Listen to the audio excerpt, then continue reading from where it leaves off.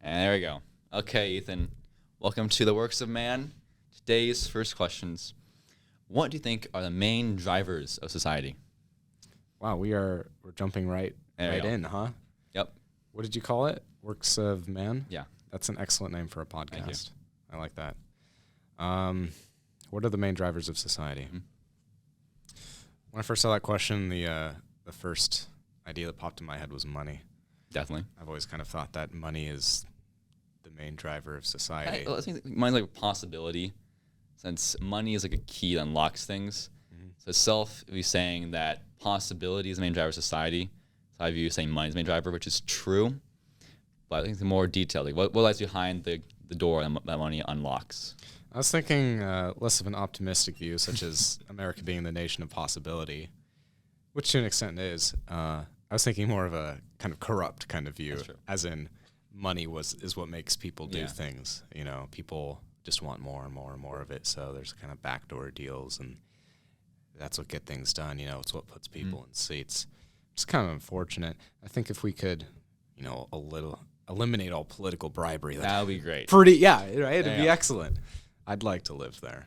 That was what I think we're decently good. I know that like the Netherlands, Sweden, those kind of states, countries, they're less in bribery whenever, and go more towards the East and Europe. I think like Rwanda and Ukraine, more bribery.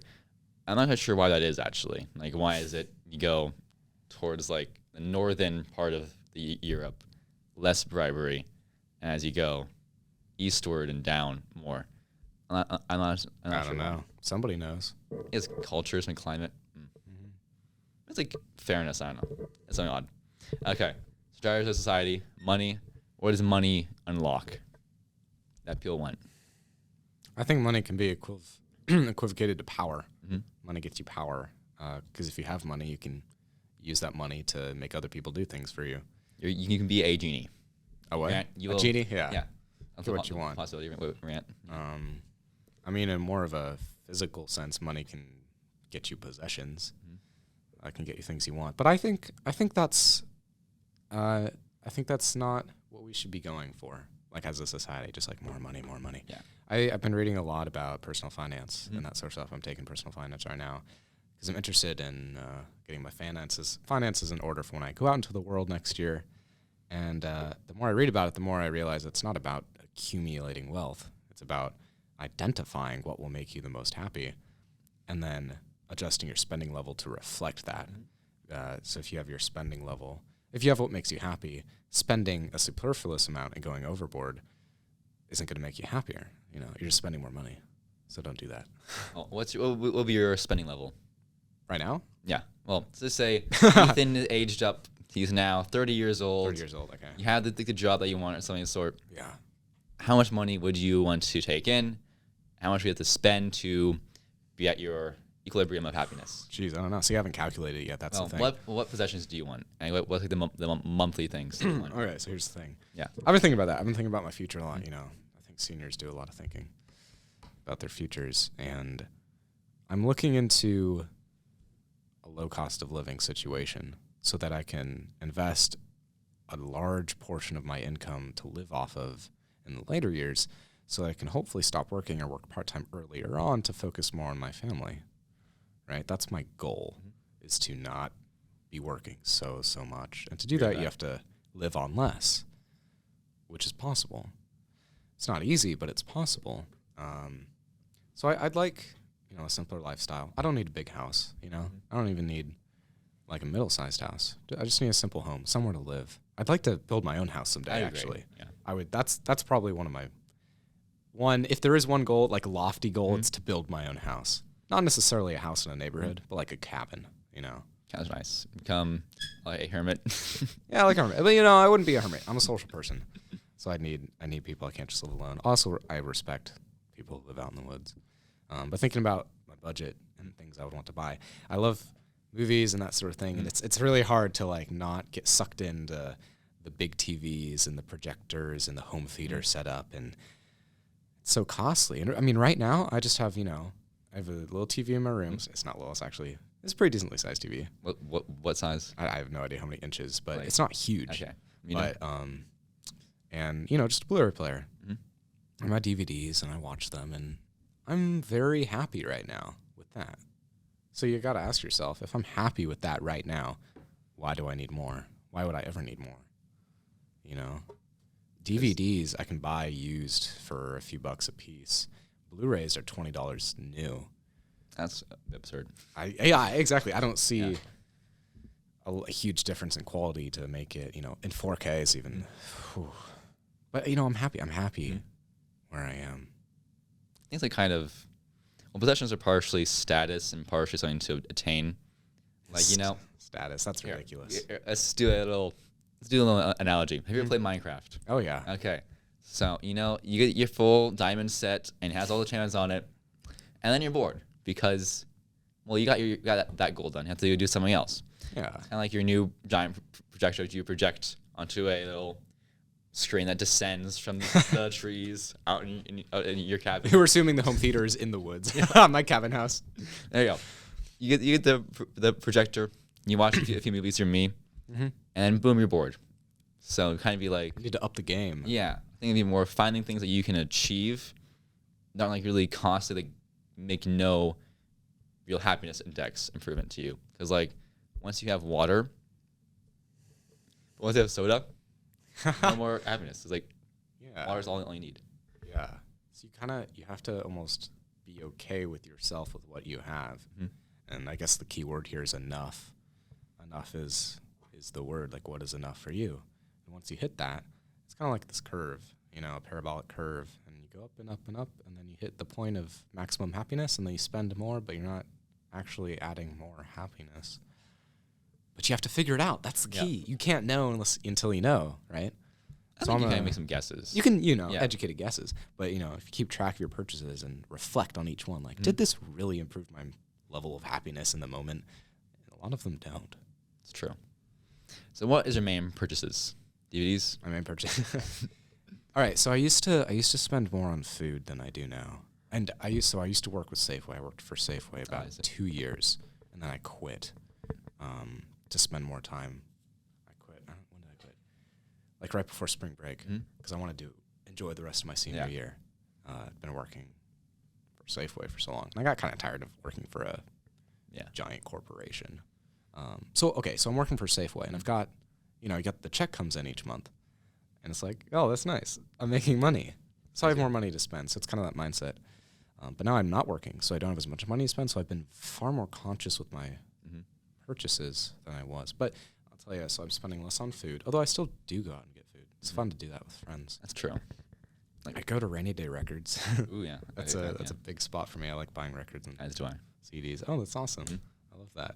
But also, I've been buying records for so long that I'm kind of to the point where I have enough records where I'm not having to buy as many. That's because I have so many, you know? It's like I can listen to the ones I already have. It's slowed. It's slowed a little bit. What else do I buy? Let's see. Clothes? No. Yeah, same here. I don't buy clothes. I don't even know the last time I bought an article of clothing. Maybe socks. I needed new socks. A hat. A hat? Yeah.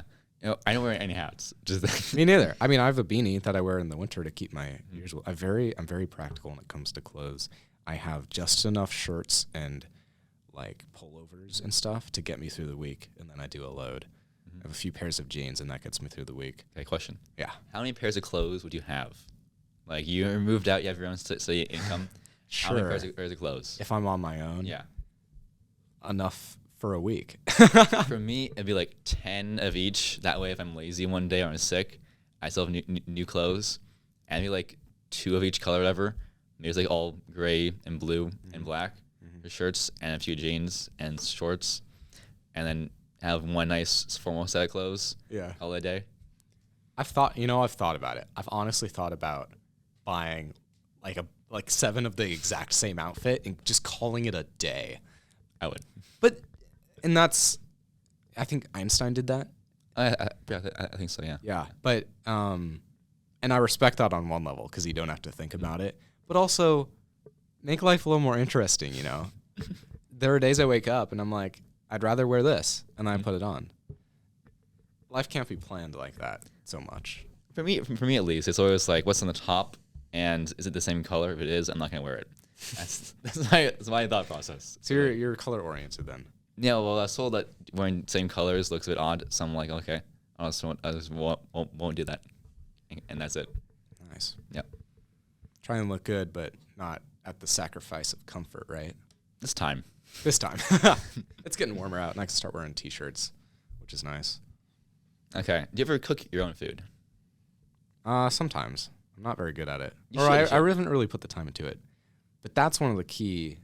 So there's three, linking it back to money and finance and what makes the world go round. There's kind of three big pillars of giant spending: housing, transportation, and food. And the way to cut down on food is to cook your own meals, right? Yeah. So I intend to do a lot more of that in adulthood.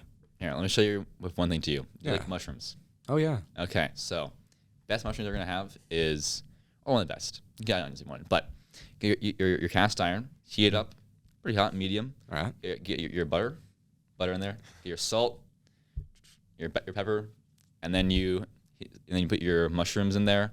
They're chopped up pretty nice and fine. 1 minute per side about. Delicious. Sounds tasty. They're amazing on basically everything. I like The best that. recipes. I dig it. Now, what foods do you eat? I'm a pretty typical teenager. I'm actually, there's not a whole lot I don't like. I don't like onions. Oh, really? Never like, yeah. Because think about it. So, when's like one of your first interactions with onions? For me, it was with pizza. All right, Brewery City Pizza. It's always the place to go for my birthday. Yeah. Love Brewery City. They have the Brewmaster, which is all the stuff I love on it, except What? for onions. They have onions on it. So you got this Brewmaster. It's got like the olives and the sausage and the cheese and the sauce and everything. And then, so that's all like chewy stuff, right? And then you bite into the onion, and it's like, Crunch. it's crunchy. Okay. It's crunchy, and you hear it, and I hated that. Okay. It's not so much the taste; it's the texture. Let me share with you a tip. You come long enough, and boom, not crunchy. You do what? So you get your onion. Do you know how to chop one? You know how to chop an onion? Yeah, yeah. Okay, So so chop up an onion. you get nice and small. Cook it with like mushrooms or meat, or whatever.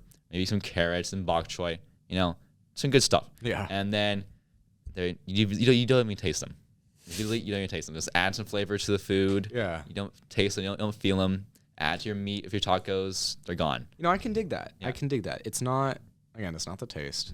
It's just the texture with certain foods. I'll eat onions, but specifically on pizza, it like ruins it It's for true. me. And they It's true. slip them like, I swear to God, they put them underneath the cheese. I swear. It's like they put the onions down, the sauce, onions, cheese, and it makes it impossible to like just pick them off. So I have to ask for no onions when I order a Brewmaster from Brewery City Pizza. Ethan becomes rich, buys Brewmaster. Yeah. And Elon Musk just buys it and says no onions. Yeah, I scribble off the onions. My grandpa, when I used to have like sleepovers at my grandparents' house and we get Brewery City Pizza, he used to tell them that I was allergic to onions because he really, he cared for me. He didn't want me to have onions on my pizza. Yeah. It's kind of smart. Okay, so back to actual question with onions, because they make everyone cry. But besides money, Okay. what are the main drivers aside? You've mentioned family. But you want to have a family later on. Yeah, I do. Why is that? Well, I'd have to look deeper than my parents did it, you know. So I desire, first of all, I desire to like meet someone and marry someone, to have that really deep human connection that goes further than a friendship. Although it's not to say a friendship can't go that far, but to be that intimate with someone, you know, I desire that. And then to have a child, you know, to have a kid, to raise a kid, I think is one of the greatest endeavors you can I agree with that, ever actually. go on. You know, I just think of all the things I could do with them. Watching all my favorite movies. You know, parents have such a large degree on influence on That's their true. children. You look at who people are, and you take it back to their childhood, and you can see why they are the way they are. And I want to do a good job. I agree with that. Now, has your opinion on family, marriage, and kids changed over time? Has it? Yeah, as yours? Well, what do you mean? Like, what would be a base opinion? Okay, so for me, vehemently opposed to all of it. You and are. Now I was. And now I'm Oh, not. you were. Okay. See, for me, it's more of like kind of slow change or none at all.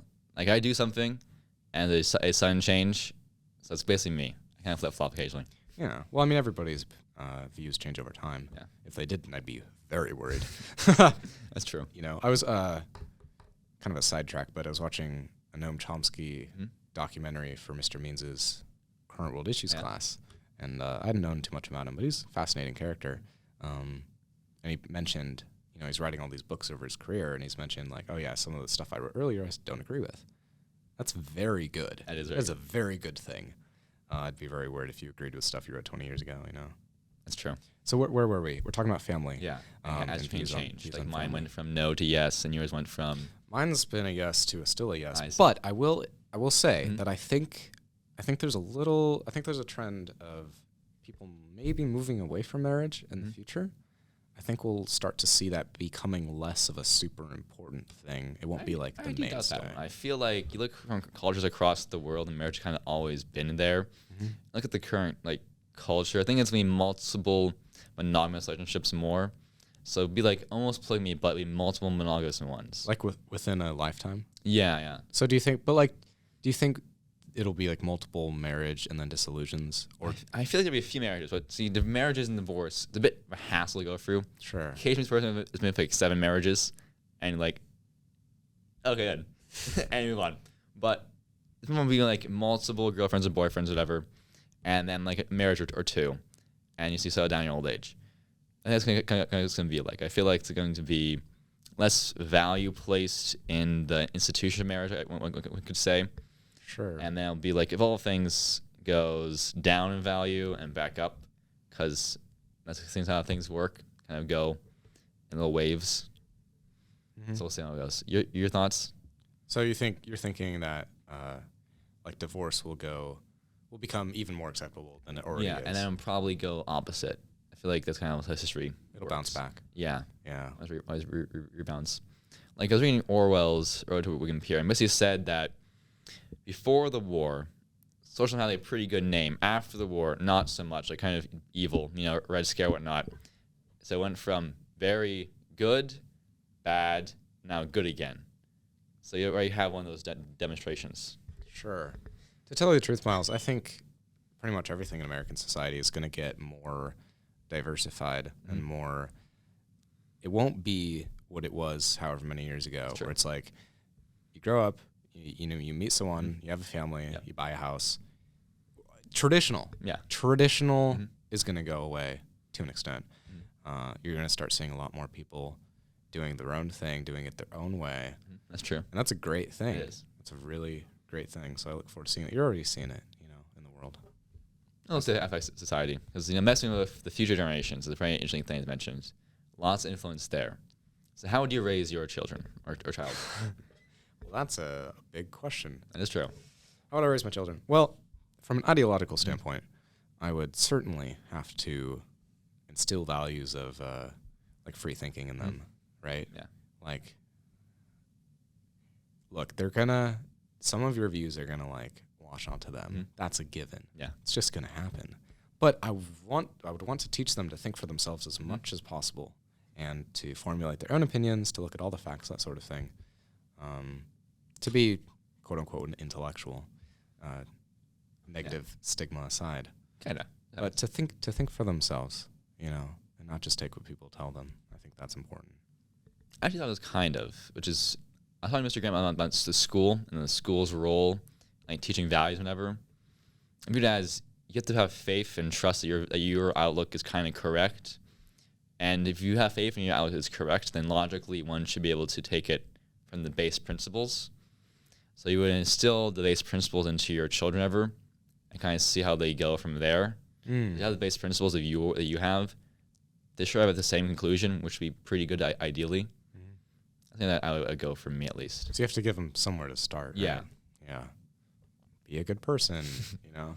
Yeah, well, what defines a good person to you? See, I thought you might take it there. What defines a good person? Yeah.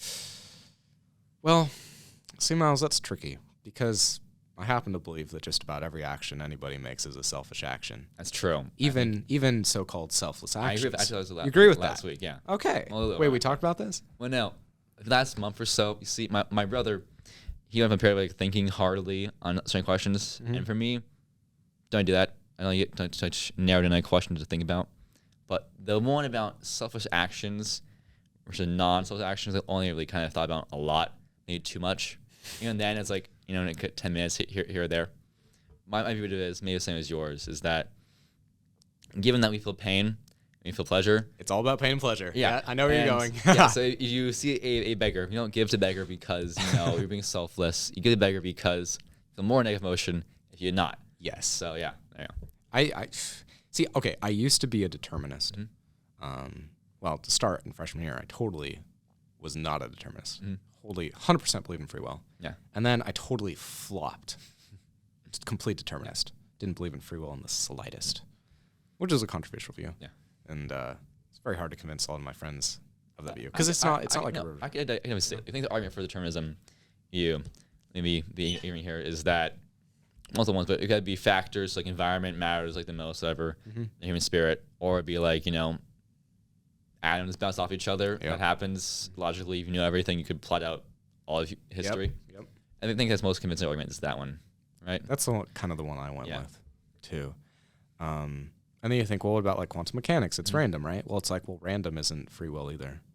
So either you have like these predetermined particles bouncing off each other, or you have random quantum mechanics, and I don't feel very free in any sense. Well, how can you prove that they're random, not just like some really, really long pattern? Like you could a pattern longer than the entire lifespan of the universe. So. Oh yeah. Fair. So okay. So yeah, I used to be a determinist, and now I've kind of like eased up on that a little bit. Okay, I've been reading into it more. There's some messy stuff with definitions that kind of makes you think, and I think you have to have a really, really, really deep understanding of determinism to truly believe in it, which I don't have yet. I'm still doing my research, so I've kind of eased up on it. Yeah. But a lot of those principles that I thought about when I was a determinist still hold. The idea that we are formulated by our environments, a lot of things are preset. We're very reactive creatures. That's true. You present a stimulus to a human, and then they react in a certain way. And I think that reaction is predetermined, however much you don't want to believe that. Yeah, on that level it is, definitely. But I think laws really stand to have everything be predetermined, can they? Say that again? Well, laws, if one holds that thing is deterministic, the only reason to have a law is to kind of mold outcomes. Yeah, right? Yeah, exactly. And we do it all the time. We try to provoke certain reactions in people all the time. Advertisers, they're showing you what things are more proven to get you to go buy their product. So we're hacking the brain all the time. We don't really think about it that way, do we? That's true. How do we get onto determinism? I was like, what values want to instill into your children? Oh, yeah.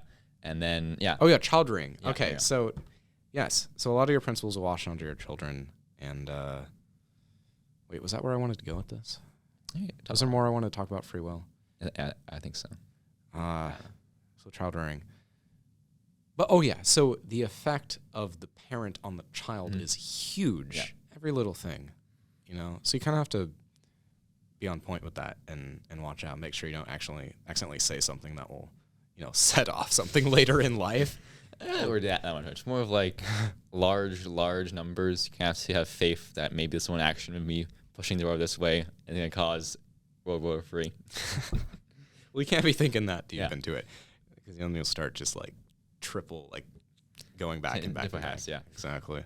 But you should really, really, really be mindful of the impact you're having on the child. The things you say, the things you do around them, the environment you're growing up in them, because it's very, very impactful on them as a person later in life.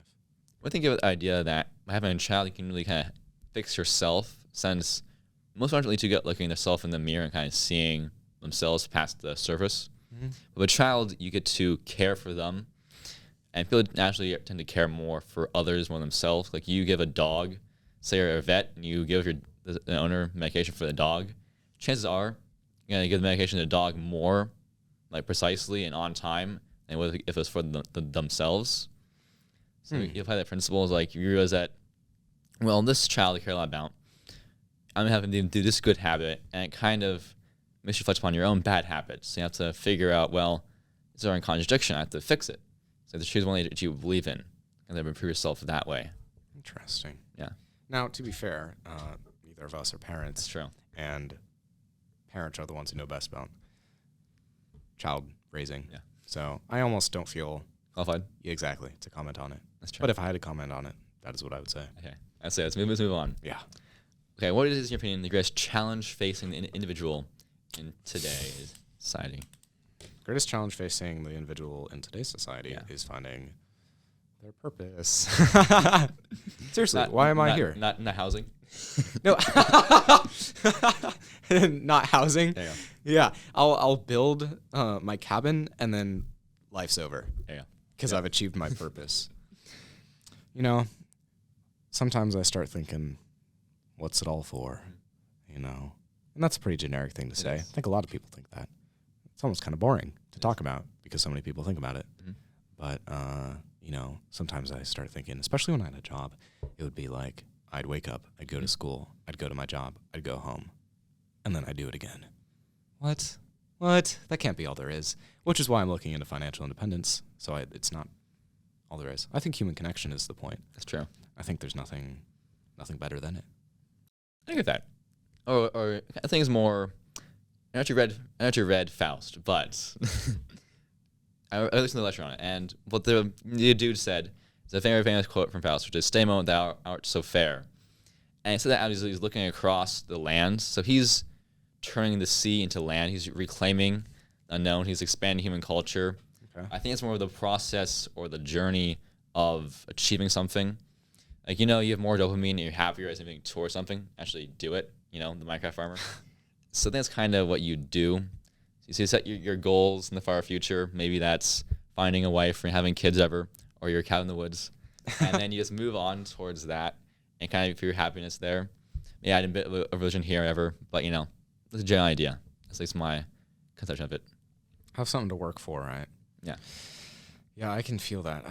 Whenever I have like a big project, usually an art project, I feel really, really passionate to work on it and finish it. And I love that feeling. I agree with that. That'd be a good feeling to chase. Although you don't want it to take over your life to the point where you're neglecting your relationships, right? I agree with that. No Steve Jobs here. Yeah. I don't want to be the CEO of a large corporation. That It'd sounds be fun. like hell. See, here, maybe it could be fun, but... Tell me your thoughts on this one. Because at least for me, I noticed the dichotomy of me being happy to be content on a beach and like a small little RV or bus, maybe 60 whatever, and on my days writing and maybe playing chess here and there, whatever, and looking at the sun. Or I want to be like, you know, senator, president, CEO, judge, lawyer, a bit farther off hard things to do versus easy, calm. It's like a very odd dichotomy of my personality. You have that odd thing where like you want to strive, also you don't. Yeah. I think everybody does. You work really, really hard, and then you think, you know, why am I working so hard? Am I getting out of it the amount I'm putting in?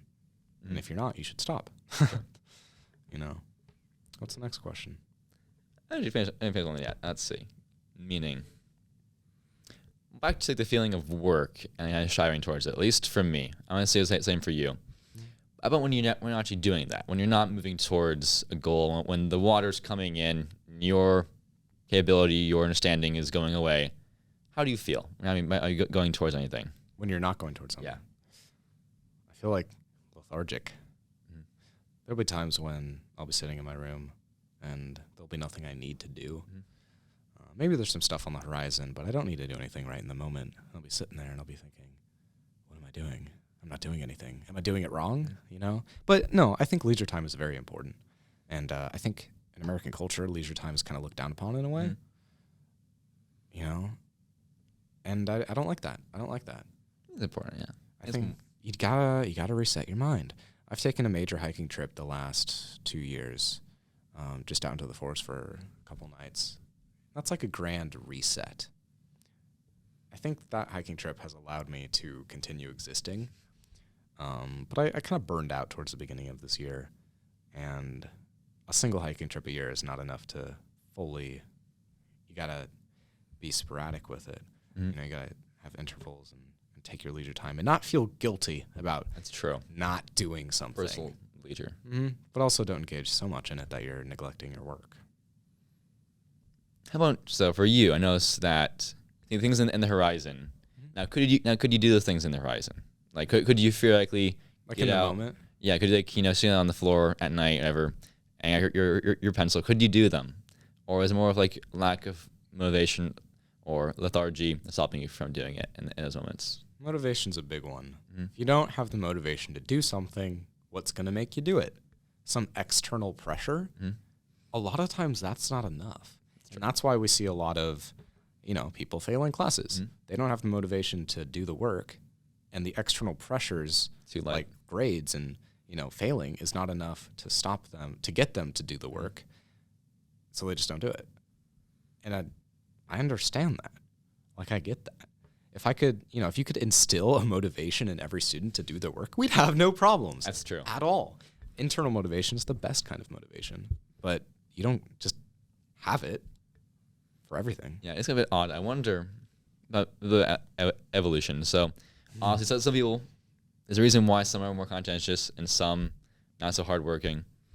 But in today's society, would the conscious people be bred at a higher rate to the point where the less hardworking people will eventually become a smaller and smaller minority if you play out a society that's very stable and rewards hard work across time? Sure. So taking that scenario, so you're saying the two groups are people who are internally motivated and people who are not internally motivated? Okay. Well, there's one assumption you're making, and that assumption is that internal motivation is a genetic thing. I think to some degree it is. To some degree. I mean, I think definitely part of it could be nurture and society, whatever. But to some degree, it is internal. Like, look at me versus my brother. We're pretty close in motivation, but I'm a bit more. Look to me and my half brother, where he's less motivated internally than myself. That's kind of how it is. A bit of society, a bit of biology. If you just increase it so biology is more and more pertinent by societal factors, then would the trait you're not looking for go down? If it was genetically linked, then yes. Okay. If you take any genetic trait and then breed them, then yes. Yeah. I'm not sure how well that would.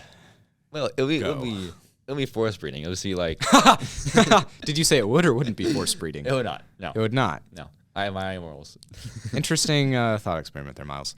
No, it could be a real possibility. Since you look at societies that are pretty calm and more hardworking than ever, Nordic countries, and for instance, the old Nords, just take their society, put it frozen in time, play it out in a few centuries, whatever. Be a little fun to run. Just have the same style of functions. I think in their society, hard work gets you pretty far. So you just do that and maximize how far hard work gets you. Then you should see hard work traits go up. I think simulations like that would be really fun to create. Okay. That's really cool. And now about you. Sure. What set of moral codes do you aspire to? Or what ideal do you hold? What ideals do I hold? Well, I tell a lot of my friends this, and it's very important to me, but honesty in your relationships, I think, is one of the best things you can do, at least for me. I think a lot of chinks in the armor of friendship come from dishonesty. You see that, you ever watch movies or TV shows?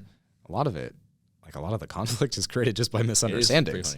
You put everybody in a room and you're like, all right, everybody, just say your bits. I feel like it would clear things up a lot. Definitely. So honest communication, right? Talking to people honestly, not hiding your feelings, which can be hard for people sometimes, especially men. We're kind of taught in a way to hide our feelings and not show so many emotions. Well, I think that's changing a little bit. I think that's getting better. So that's good. But honesty, honest human connection. That's right. One of the greatest things you can do. Yeah. Yeah, I mentioned beforehand blindness, and definitely the cure to blindness is honesty. Yeah. Personally, I prefer critiques over compliments because compliments, what do they give you? Very, very little. They make you feel good for a moment. Kinda. See, it's very few people actually, give me a compliment, actually feel good. Sure. And it's you have to really trust you and that you have a high standard. That you're actually you actually feel that way. No, What do you it's mean? more so that your opinion matters. That's basically it. Okay. Sure. Whereas it's critiques, it's that's food for thought. That's something I can examine. It's something that can save me troubles in the future. I can avoid that little stone on the road if that makes me fall off to my death. Good stuff like that. Yeah. So then you're not doing it over and over again without being aware. It's like self-awareness almost. Okay. Anything else besides honesty for you? Honesty. I feel like that reaches out to a lot of other things. But that is the most important one. If I think about, my friends, I think I'll leave it there. Okay. Let's leave it there. How about for a society? Like, say you must set the cultural standards for a society. What would they be? Cultural standards. It's a big one. You're asking me to like design a society here. Yep. Sustainable one. Maybe one of the problems in a lot of societies is that people hold different beliefs. Well, hold on. I'm not going to make any super generalized statements here that will get me in trouble. People should definitely hold different beliefs. But a lot of people have different values. And so, that creates a conflict at points. I think during war times, a lot of people can come together, especially, a long time ago, and then hold the same values. And that's why you can succeed so strongly. You see in past wars, people turn factories into like making planes and things like that. And they'd come together, they grow vegetables in the backyard. And truthfully, I just don't see that happening in today's world. I think it takes a much larger conflict that people can both agree on. Yeah. Like Terminator. There, yeah. See? Terminator happened. You see all the people getting together and fighting the machines. Now that's nice. That's a heartwarmer right there. Seeing everybody come together. Liberal, conservative, they're killing the machines. Now, I hope that doesn't happen. Judgment Day. But at the moment, we have all these different people with all these different values. And I haven't actually stated any of them. See how I'm like dancing around the question? So I think if you can start off and you can kind of set the values, and then if everybody in the society can live by those, you can have a pretty successful society. So I think, care for your fellow people, care for thy neighbor.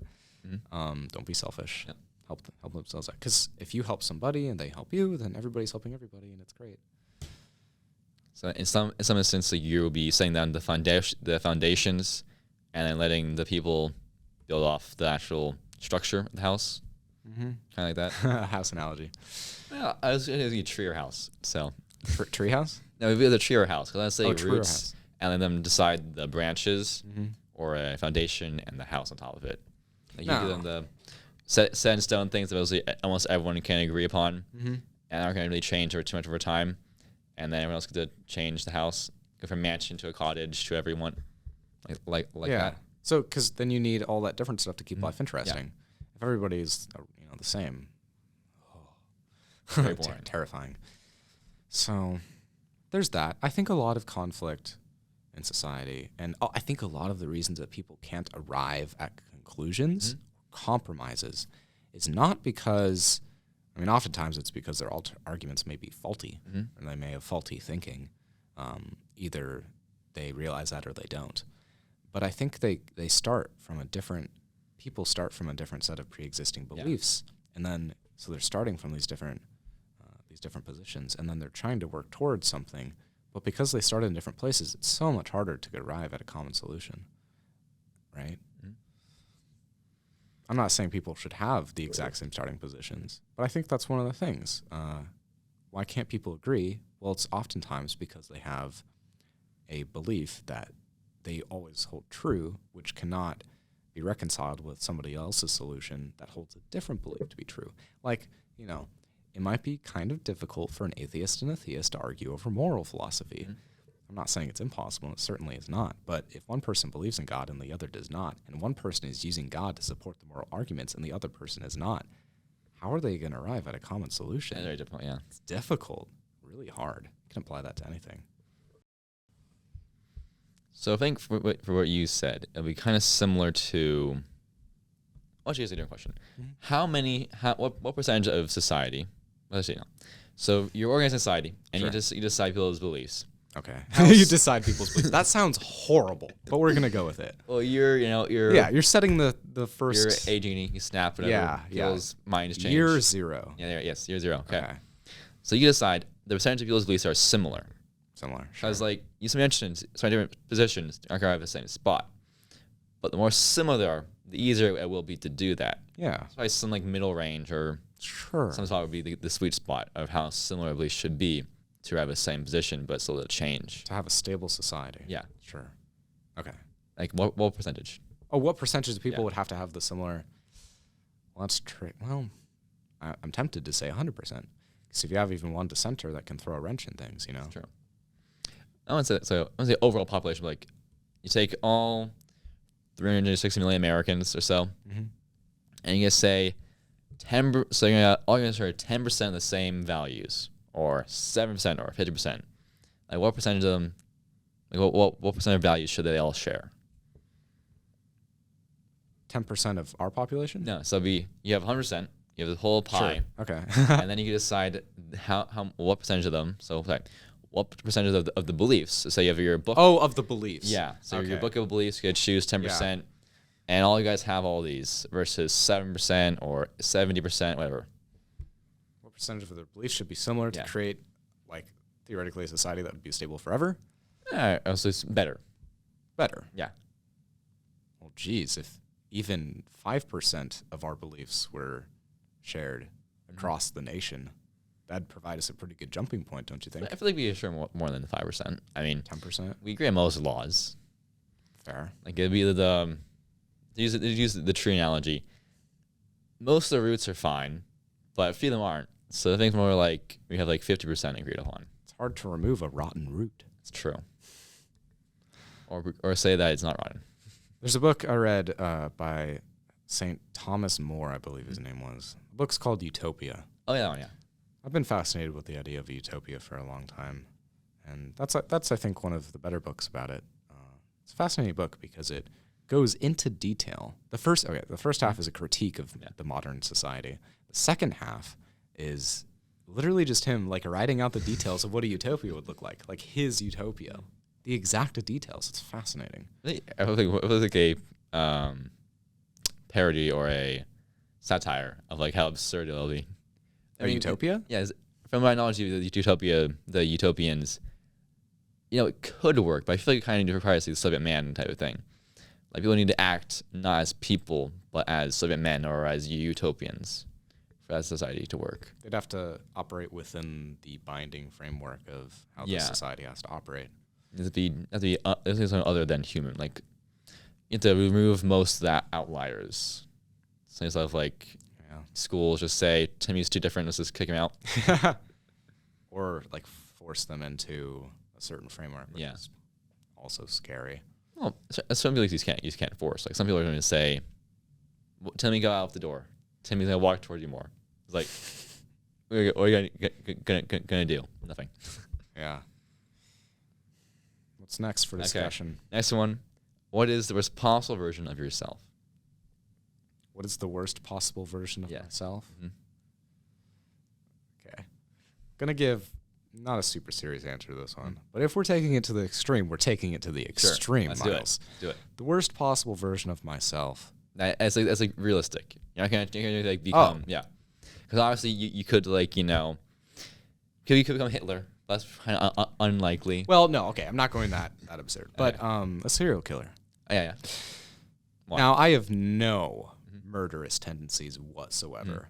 But I can imagine an alternate universe. I watch a lot of slasher movies. I love slasher movies, from the 80s. Jason, Freddy, Michael Myers. Love those guys. Yeah. I think those movies are fun. I can imagine a possible version of myself where those movies, like, I become so enticed by these films that it's not that I want just to kill people. It's that I want to recreate the feeling of being in one of those movies and being one of the killers. And slicing and dicing people in those really creative ways that those special makeup artists do. And so it wouldn't be me like going out like Ted Bundy, that kind of thing. It'd be me like setting up these elaborate playscapes so that I could like almost act out these fantasies, which, let me be clear, I do not have, but an alternate version of me might have, taken to the extreme. See. Fun, huh? Okay. That's a fun question. Kind of side note. So say that you are not as hardworking. What would happen to you? If I was not as hardworking as myself right now. Yeah. Well, okay, hardworking. Yeah. Let's think about that first. So self-motivated. If I wasn't self-motivated. But here's the thing, Miles. Here's the thing. I have been doing very well academically throughout most of my high school career. Yeah. And prior. Yeah. But is that a good thing? That's true. I turned in all my assignments, did all my work. First few years, I definitely stayed up super late doing math homework every night because I was like, I have to get it done. But now this senior year, becoming more self-aware, and I'm realizing it's not always worth it to do your assignments. And some assignments aren't worth doing at all. And so, to be honest with you, right now, this semester, my grades are slipping. Yeah. But my self-motivation The same. is the same. I'm just coming to realize that some things aren't worth my time. And so you may look at me and think, okay, Ethan, you're not working as hard as you were, say, freshman year or even first semester.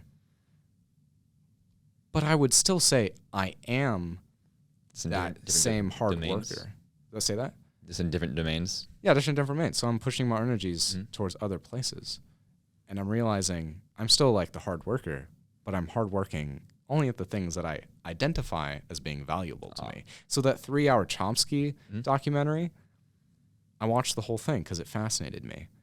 But like certain assignments in certain classes, I've just let slide. Now, what has been the public's reaction to this? Say that? What has been your friends and family's reaction to this? Well, okay. How has society slapped at you or not? No. Oh, that's good. And honestly, it's because I front-loaded. Front-loaded for 6.5 semesters. No, wait. Right? Because 3 years is 6. No, usually 4 times 2 is 8, so It's 7.5. been 7.5. Because I did the 3 years and then another. So I front-loaded for so many years that it's like I'm slacking off now and no big deal. Yeah. I'm already accepted into college and there's only a month left of school. Now, if I was doing this freshman year, it might be a different story. My dad might get on me a little more, like, come on, Ethan, get your grades up a little bit. But right now, no. There's been, if anything, I've had interesting conversations with people about school and the importance of school and how valuable certain assignments are, and I think that's really cool. That's a good question. What value should school teach? What values should school teach? Yeah, or should they not teach any at all? That's a good question. Maybe an even better question is to start by asking what values does our school teach? That's a good question. Yeah. And do they? What do you think that our school teaches? I am not all about it. The Oli way. Yeah. Sorry to say, but Define it. my school, define the Oli way? I think it's like tradition.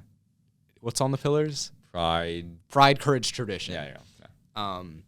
And to me, those are just words. I agree with that. They're just empty things. Yeah, they're empty. Hate to say it, school administration. And it's not that I don't believe that people like put some stuff behind those words. It's just to me, when I hear pride, courage, tradition, I just hear words. Yeah, same. And you can define them and you can talk about them, but I just hear words. I'm sorry. That's the truth. You define your values, especially in a school, by how you act, what policies you implement, how are things structured, how are that kind of stuff. And so you got to look deeper than what they just tell you or about. What actually happens? So what does happen? I've had really good experiences with most of my teachers, most if not all. And maybe that's just because I like forming a relationship with my teachers. Because there are a lot of students that I know that don't like many of their teachers. So it'd be interesting to think about like what creates that. But I've had a really good experience here at Olympia High School, but think about that. How many of my values can I say are because I went here? What do you think? For me, 0. For you, I mean, spent more time here, maybe more, but because this is your first year. Yeah, well, for me, my values are less so from. See, for me, my values I've instilled in me are more the foundation. And me, through books and people, internet, whatever, has kind of like explored different avenues and built the house or built my values that I currently hold. The school hasn't really done much to that. The school, in my view, has done nothing. And my values that they teach you are, let's see, none or that very little work can get you through. That's like the one. Yeah. Funny. Actually, one more. Yeah. Complaining and whining works. Yeah. That's funny. If you want like a different class or something. Yeah. That's funny. More like being punished for stuff like that. That's funny you should mention doing very little work can get you through, because what I've come to realize is I have put way too much work into so many of my assignments over the years. In some ways, I'm okay with that because I got a lot out of them. But I'm starting to realize I could have put in the base minimum effort and skated along just fine, but I didn't. So that's one of the things I've actively been trying this year to do less because I think it would benefit me more. That's true. Because I put so much into some of my assignments. And it's Can you really give me an example? hard. Yeah, so like presentations and like my civics class or my current world issues class, I will like just type out these crazy long scripts and all of these notes. But you could just put down like, you know, bullets and stuff and just elaborate on them a little bit and just be just fun. But I can't help it. I have to go so far into the issue and so far into everything because I don't feel like I'm doing it justice unless I completely understand it and present everything. But I get a lot out of it in return, so I'm kind of okay with it. Who's the hardest working person that you know of? The hardest working person that I know of? Well, that you know. Oh, that I know, yeah. Hardest working. Yourself is a fine answer as well. No, it's not me. It's not me. There are people. I think I'm a busy person. Not busy. I am. Okay. Yeah. I have to accept this. I am a busy person. I give myself time to relax, and that's good. But I am a busy person. I've taken on a lot over these 4 years. That being said, there are people twice as busy as I am, taking on so much. You want names? Yeah. I don't know if I should give names. Okay. But I'll just say I know people who take on so much. It's like almost unbelievable. Like various sports and clubs and various outside activities, volunteering, just so many different things all at once. It's absurd. And are they happy? That's a good question. I like to think they are, and I think they are to an extent. Some people need to be that active to like feel fulfilled. And if that's the case, then great. But if you're doing all that and you start to feel burnt out or it's having a negative effect on your health, then you need to do self-reflection and evaluate that. Maybe cut a few things out. It just amazes me. I think when you start losing sleep, that's when you start to cut things, because sleep, that's true. As I've learned, losing sleep has a long-term negative health effect. Well, how many hours of sleep do you get? My freshman and sophomore year, I used to not get as many. There's two reasons for that. The first reason is it's really, really hard for me to fall asleep because I think so much. If you're lying awake at night and there's nothing to stimulate your senses, your mind just runs and it goes thinking about everything it possibly can. And you can't sleep when your mind's active because it's active. The other thing is I've always, the houses I've lived in, the windows have always had street lights outside of them. And I can't sleep if it's not pitch dark. But I finally got, what do you call them? Shades? Not even shades, but like, blackout blinds. Oh, I see. Okay. Finally got blackout blinds. So now it's like pitch dark in my room at night.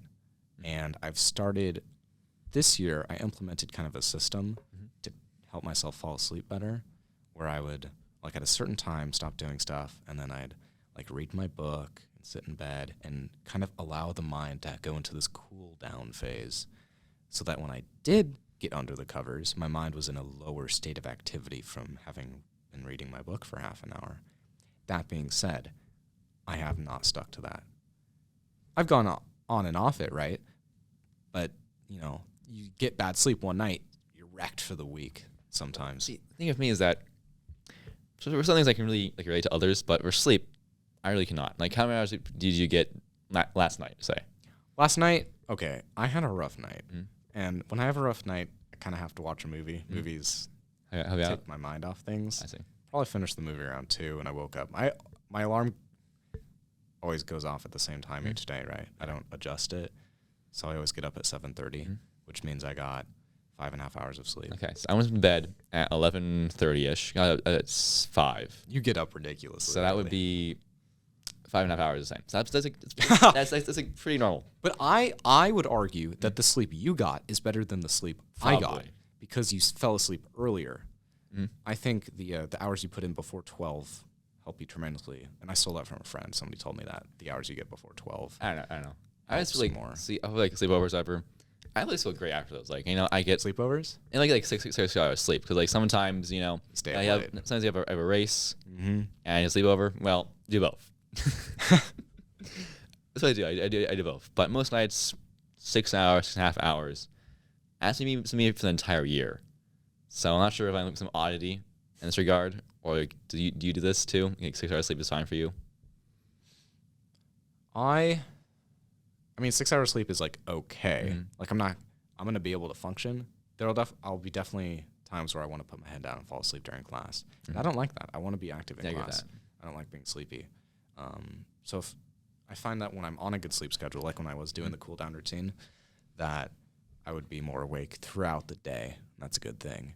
So I'm thinking, usually on those cool down nights, I would try to get to sleep by 10:30, 11. Yeah. And if I wake up at 7:30, that's 8.5 hours of sleep right there. Perfect. That's what teenagers are supposed to be getting. Now, oddly, I found that if I only get a couple hours of sleep, I feel great. Do you get that too? Same. Like, it's nice to be like, you know what, Miles, go to bed at 10, wake up at 3. Amazing. Yeah. Now, you can't do that all the time. Yeah, but every once in a The thing for while, me is that I don't feel tired the entire day. Like I feel amazing the entire day. Yeah. It's just odd. you expect a crash, but it never Yeah. comes. Now, here's the thing. Sometimes, and this is bad, but, I'll maybe be looking at my alarm clock and I'm thinking, man, if I go to sleep now, I'll get 5 hours of sleep. And then I think, but if I stay up for 2 more hours, if I watch another movie, then I'm going to feel great tomorrow because I'll only have gotten 3 hours of sleep. That's not healthy. I'm not promoting that. Wait. Am I awake? Wink, wink. Wink, wink, yeah. But yeah, I didn't sleep too well last night, so. That's it. Actually, I did sleep well. I went to sleep really great Really? because I stayed up so late, which means I slept poorly. I don't know. For me, how it's for me is my brother very similar to you in that he dwells on things and sleep over. For me, it's more of like, well, my mind go do your things and I fall asleep. I give it free reign. So I think it's nice. something for like 10 minutes, 20 minutes so, and I'm good. That That's is so odd. It's odd. nice. I love Okay. that. I wish I could hit the pillow and be out. So that's it's not. But I've always been trying to rest. Since I think it's something from. For me, rest is a hard thing. So sometimes I'd be like, well, I don't feel done enough. I don't deserve to rest. I don't feel tired ever. I think it's more of a work to leisure balance for me. Like if work is too little, then I don't feel tired. I don't feel like I can really sleep at all. As long as I don't feel like I can do sleep, I haven't done enough in the day. Sure. Like it's more of not just being tired at all, but it's more of like my head deserves to be on this pillow. I can let go and sleep. Mm-hmm. Maybe that's same for you. A little bit. Okay. It definitely helps to be tired when you're See, ready to go I'm to not bed. tired. It's more of like I deserve it. So you feel like you've earned the sleep. Yeah. Yeah. I don't ask for anything in my life. Like asking for things, I don't feel bad doing it, but I just don't do it. I feel like if I deserve it, they're gonna give it to me anyways. Most of the time, and I don't even need it at all. So I can just go through my life without asking for things. Let's see. But where do you spend your time? Where do I spend my Yeah. time? Here. How many hours at school? How long is the school day? 6 hours? It's 6 hours, yeah. It's 6 hours. So 6 to 7 hours. Okay. Because I always get here before school starts, Same. of course. Usually I try to get here by 8:30. Mhm. Wait. Yeah, 8:30 each day is usually when I try and Mhm. get here so I can talk to friends in the morning. And then oftentimes I'll stay after school to talk to teachers or whatever. Yeah. So let's say 6 7 hours at school. But then outside of school, spend a lot of time in my room. It's got everything, It's true. It's got Same the here. TV, it's got my record player. I listen to a lot of vinyl. I really like hanging out with people, but I found that a lot of my friends are so busy that it's hard to True. arrange those things. I would love it if I could be more spontaneous. Mhm. Just call up random people and be like, yo, you want to do something? They're like, yeah, let's do something. But it doesn't really happen. It just doesn't really happen. Because they don't want to, or because you don't feel good asking them. Sometimes I ask them. Mhm. But now that I think about it, the onus is on me a little bit because I don't call up a lot of people. Mhm. I actually have 1 or 2 friends that do that, Mhm. that aren't busy so often that I can just call them up and we can hang out, which is really great. I appreciate that. But there are a lot of people where you have to plan stuff out in advance, and it's kind of like, maybe I should call up people more. But I think it's a little bit in my head where I'm thinking, I could call them, but they're just going to be busy. See, the thing that stops me from calling people up all the time is that asking people for things. I don't do that. You don't like asking for people? Not really. Like, you see, what I got into doing the dishes in my house is that there's an expectation, and like Dad says, you know what, it'll be good if they're done, and I did them. You know, I did laundry for 3 years. Mm-hmm. It was like as a middle schooler. Only stopped because I was told, Miles, don't do laundry. So I don't ask, I kind of do, and I don't put weights upon others. So it'd be like me calling them and asking them to be a burden upon them. So it makes it closer friend-wise if I call you and I don't respect your time.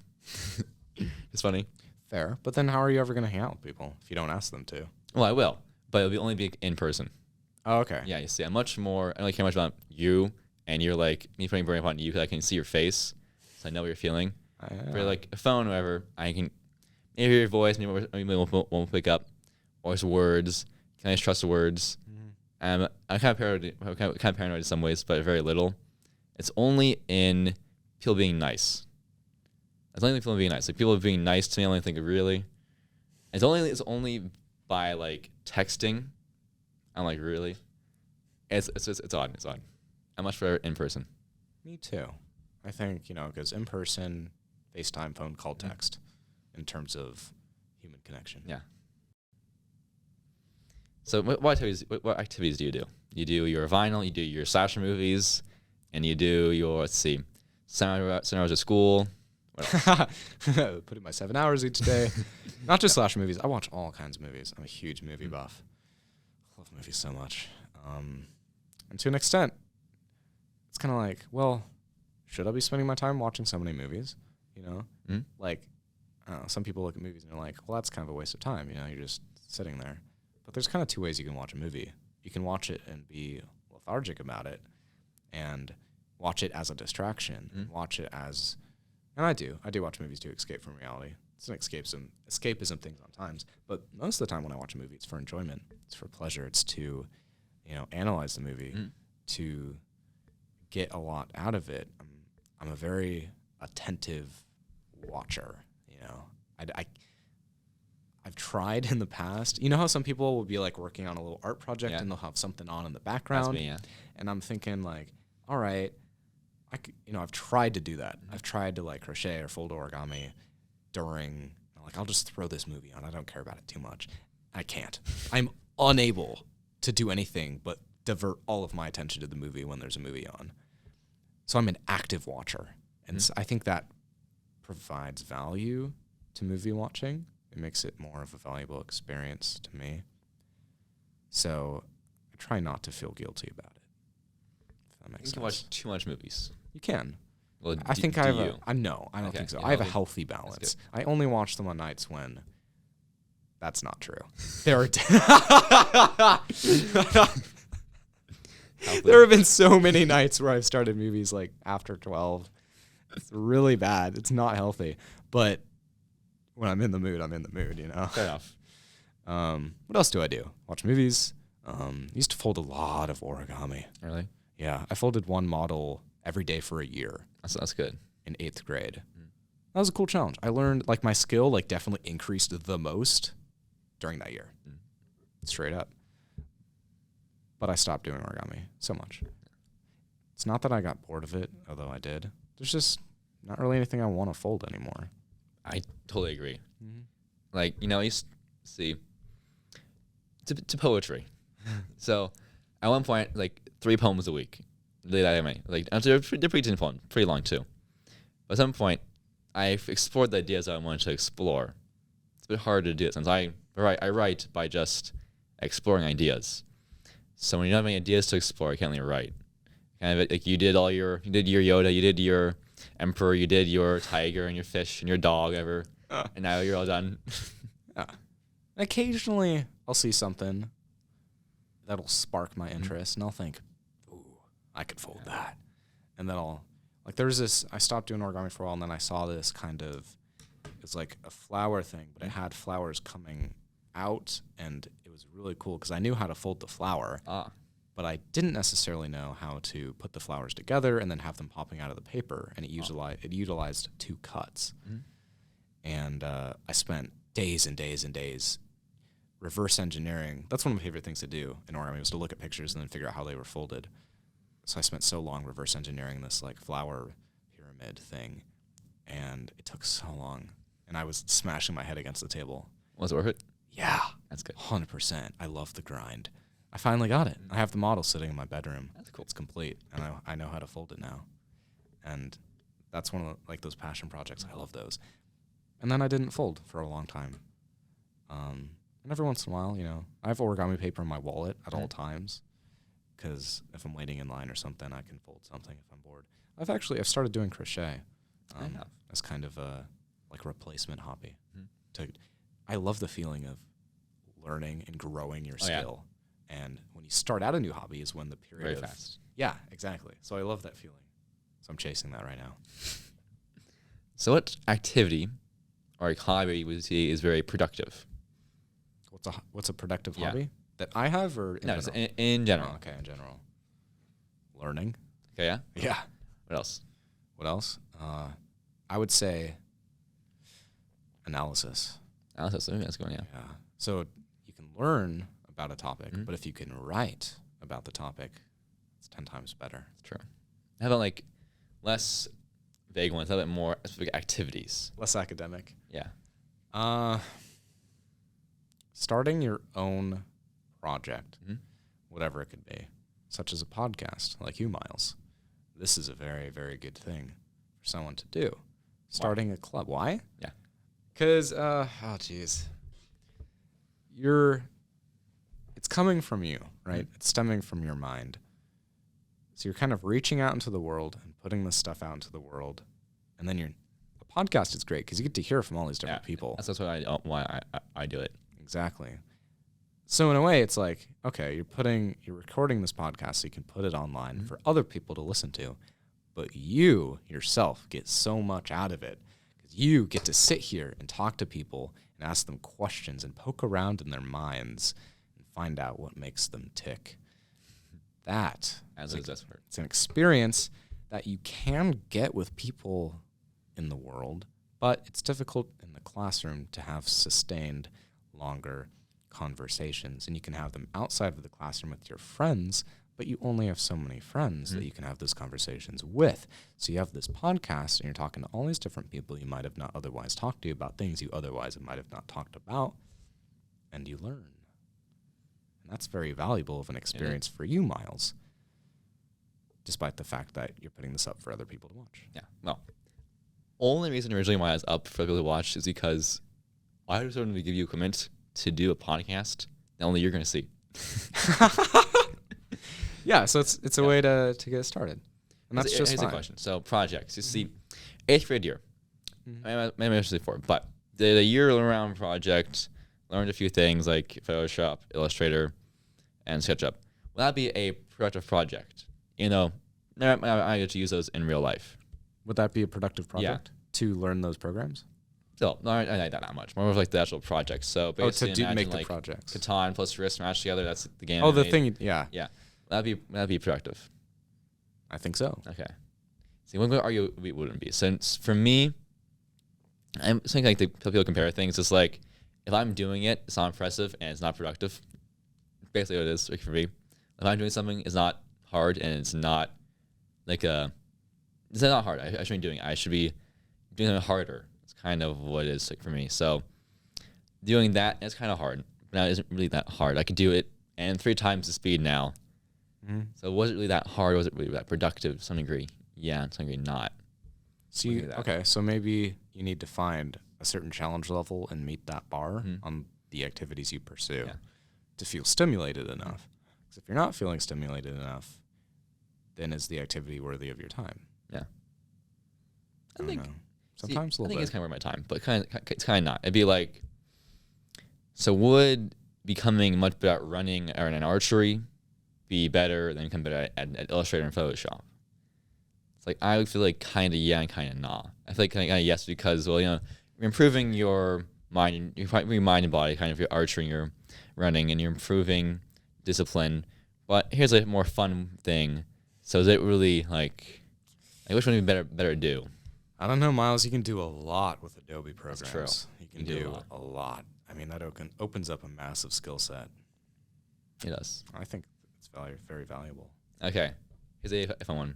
Should we or should we not be hedonists, or is it a blank question? Yes, I love this question. Hedonism. There you go. I've thought about hedonism. It's a terrible thing. See, I argue I am a hedonist because I do everything that I want to do. You are a hedonist? Well, okay.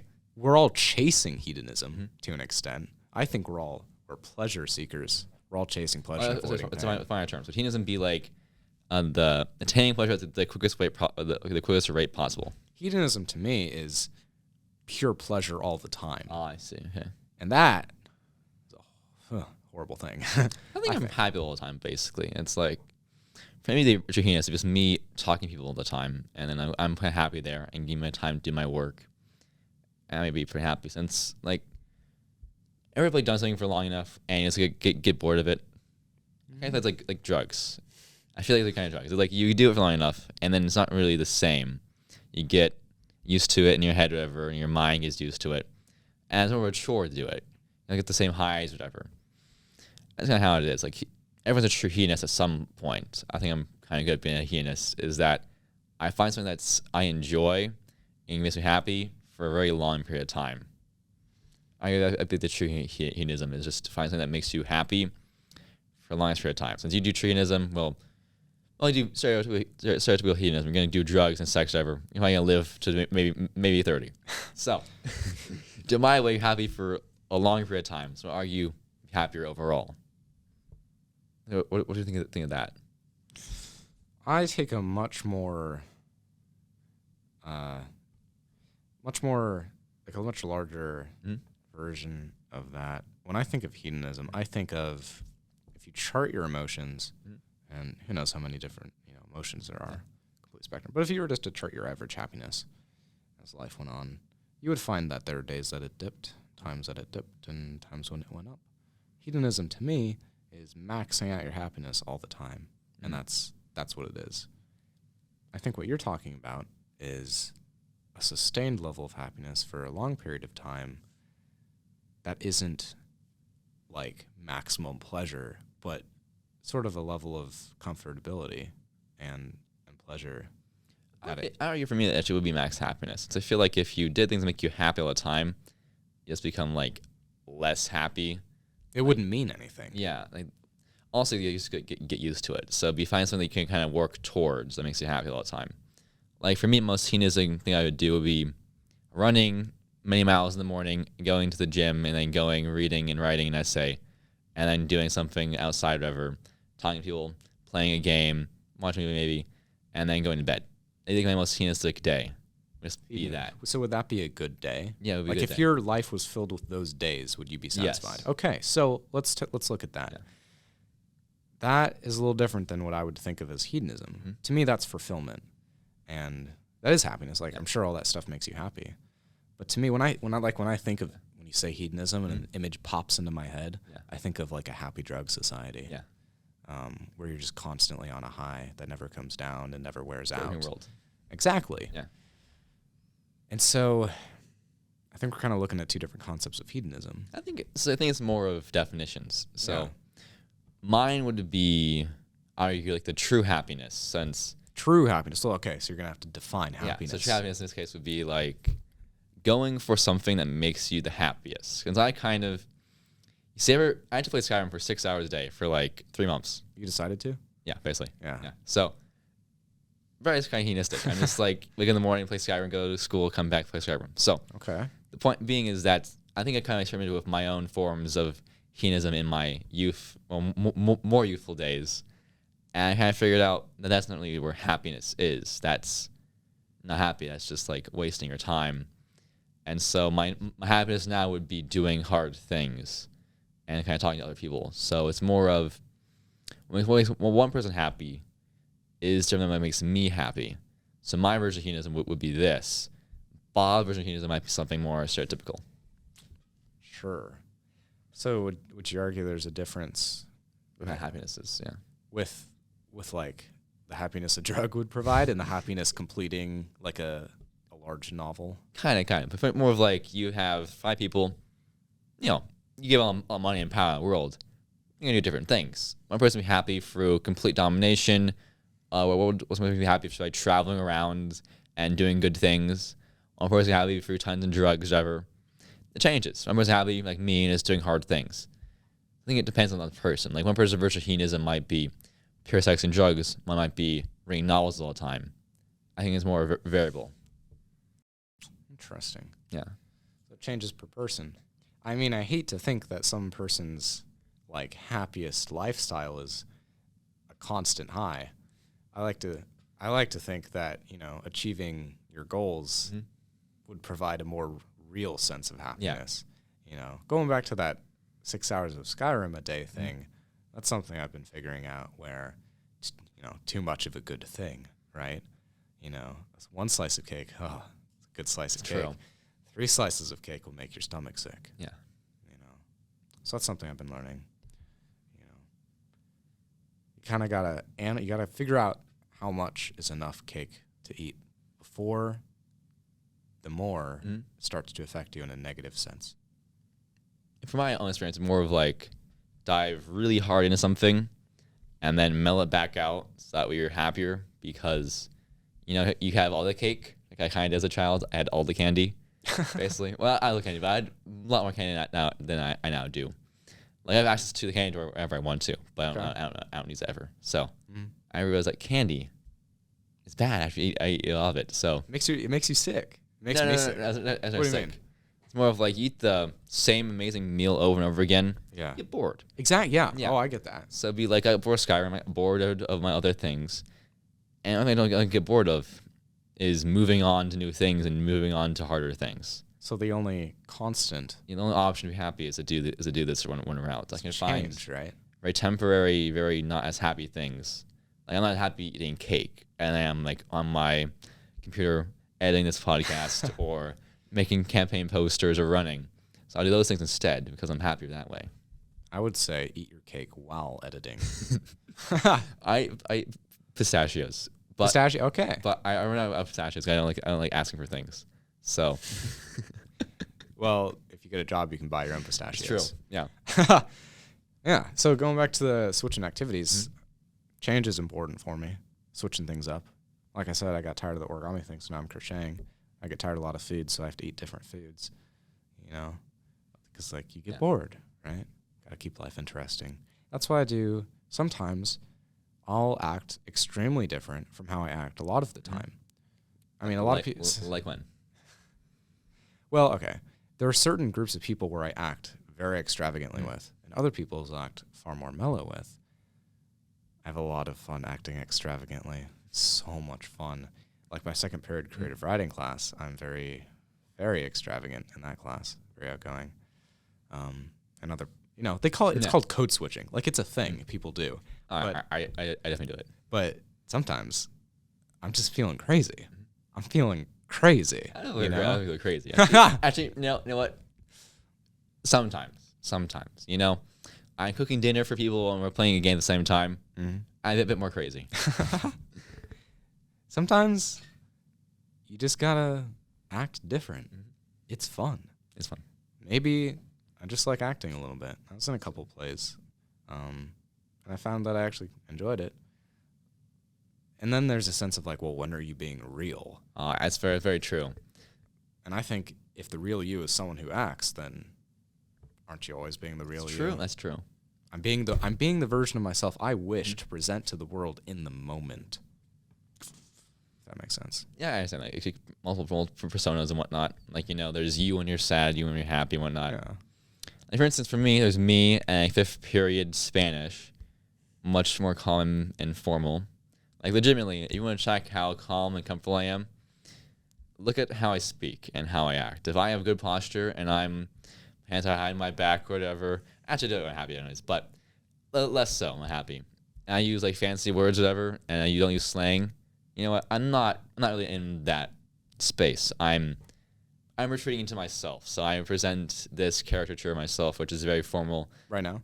No, not right now. No. Oh, in Spanish. Spanish in the class, whatever. Sure. Like I'm around the public, I'm much more formal and cordial and fanciful in my words ever. I might say pretentious, but that's actually true.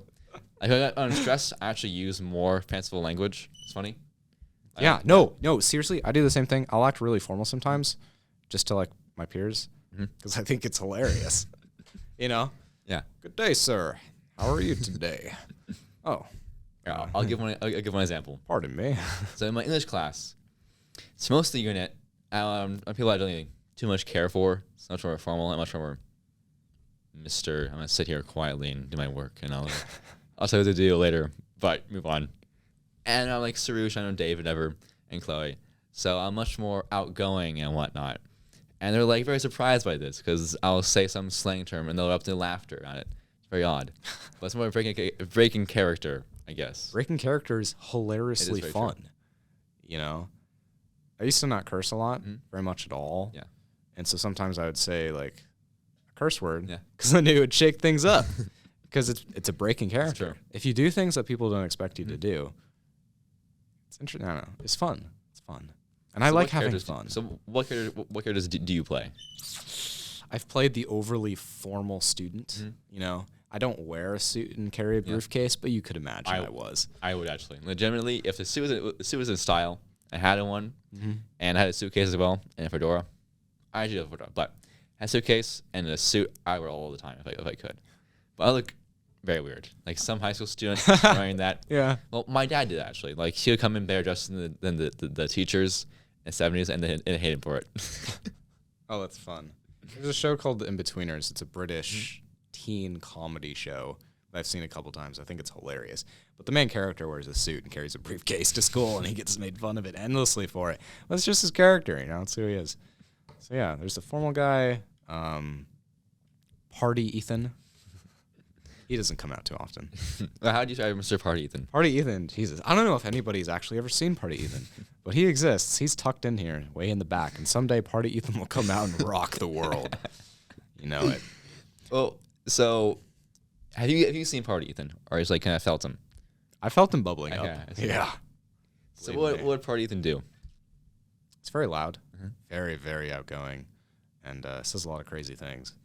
Having a good time, you know? Yeah. Getting crazy. Crazy. I love that. I love being crazy. So what would crazy be for you?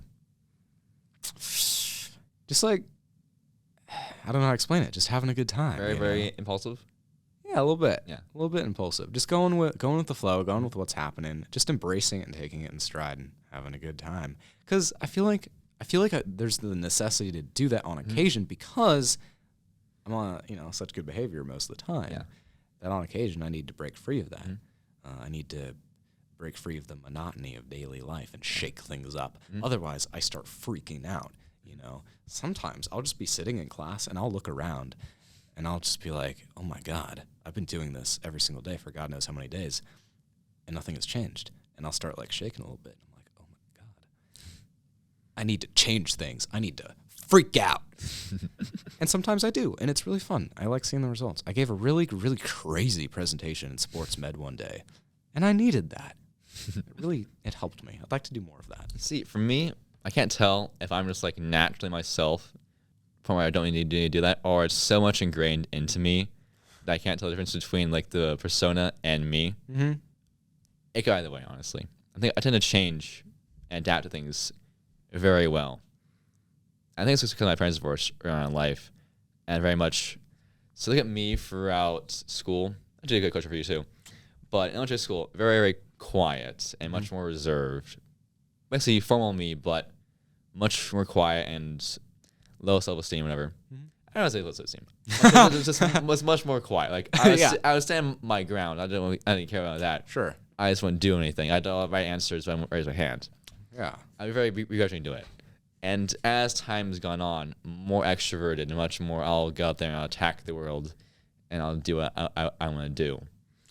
Well, that curve has hit you a lot earlier than it hit me, because my freshman year, where you are now, I was in the state that you were at the beginning of that curve. It's very, a lot quieter, a lot of social anxiety, just scared to like talk to people, and what are they thinking, And I got over that.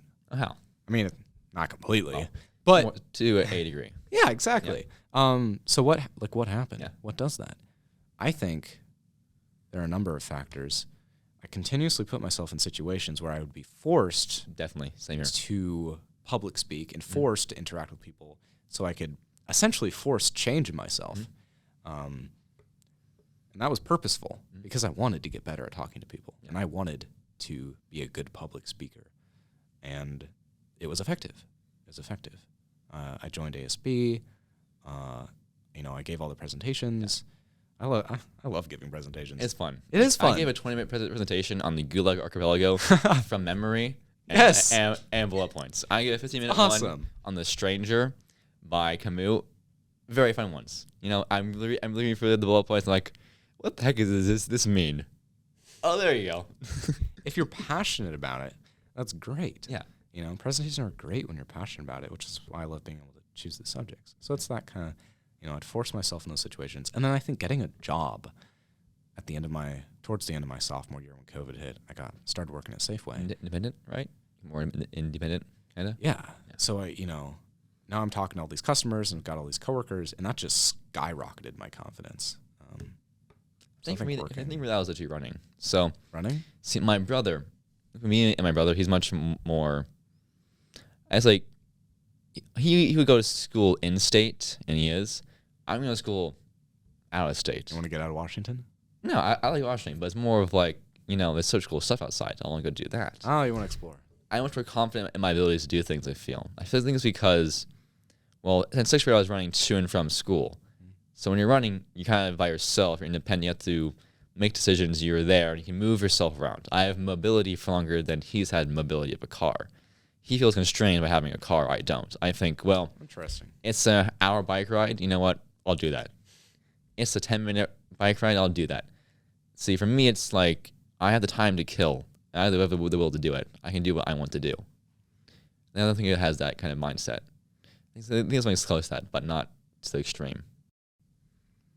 So what I love is what you can do with that mindset. Because once you surpass that social anxiety you have about talking to people, or at least that I had, the things you can do and the people you can talk to. One of my favorite things is if just nothing's really going on in a classroom, to just talk to the kid next to me, or maybe someone I don't sit next to, maybe someone I've never talked to before, and just ask them about things. You can find out some really cool things. You can have some really cool conversations. But if, a lot of people don't take the step to have those conversations. They just only talk to the people that they've always talked to. And I can't blame them. It takes a little bit of forethought to go out of your way, out of your typical pattern of behavior, and talk to someone you never talked to. But the rewards. Immense. Yeah.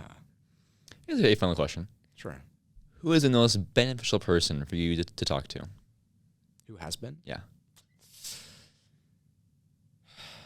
What do you mean by most beneficial?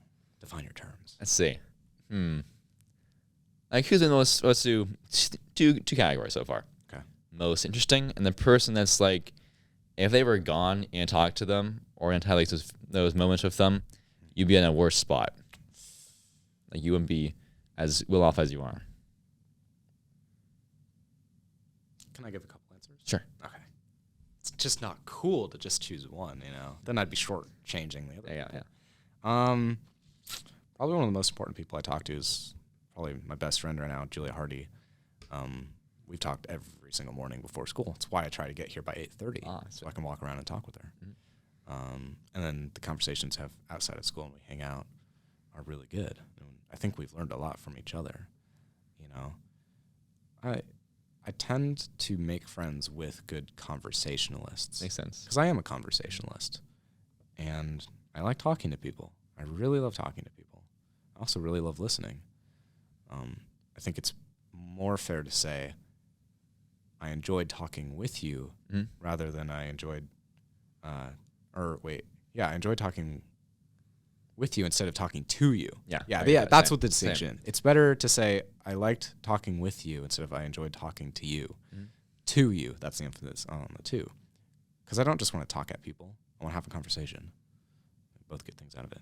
All right, so my friend that I talk to every day before school, big influence.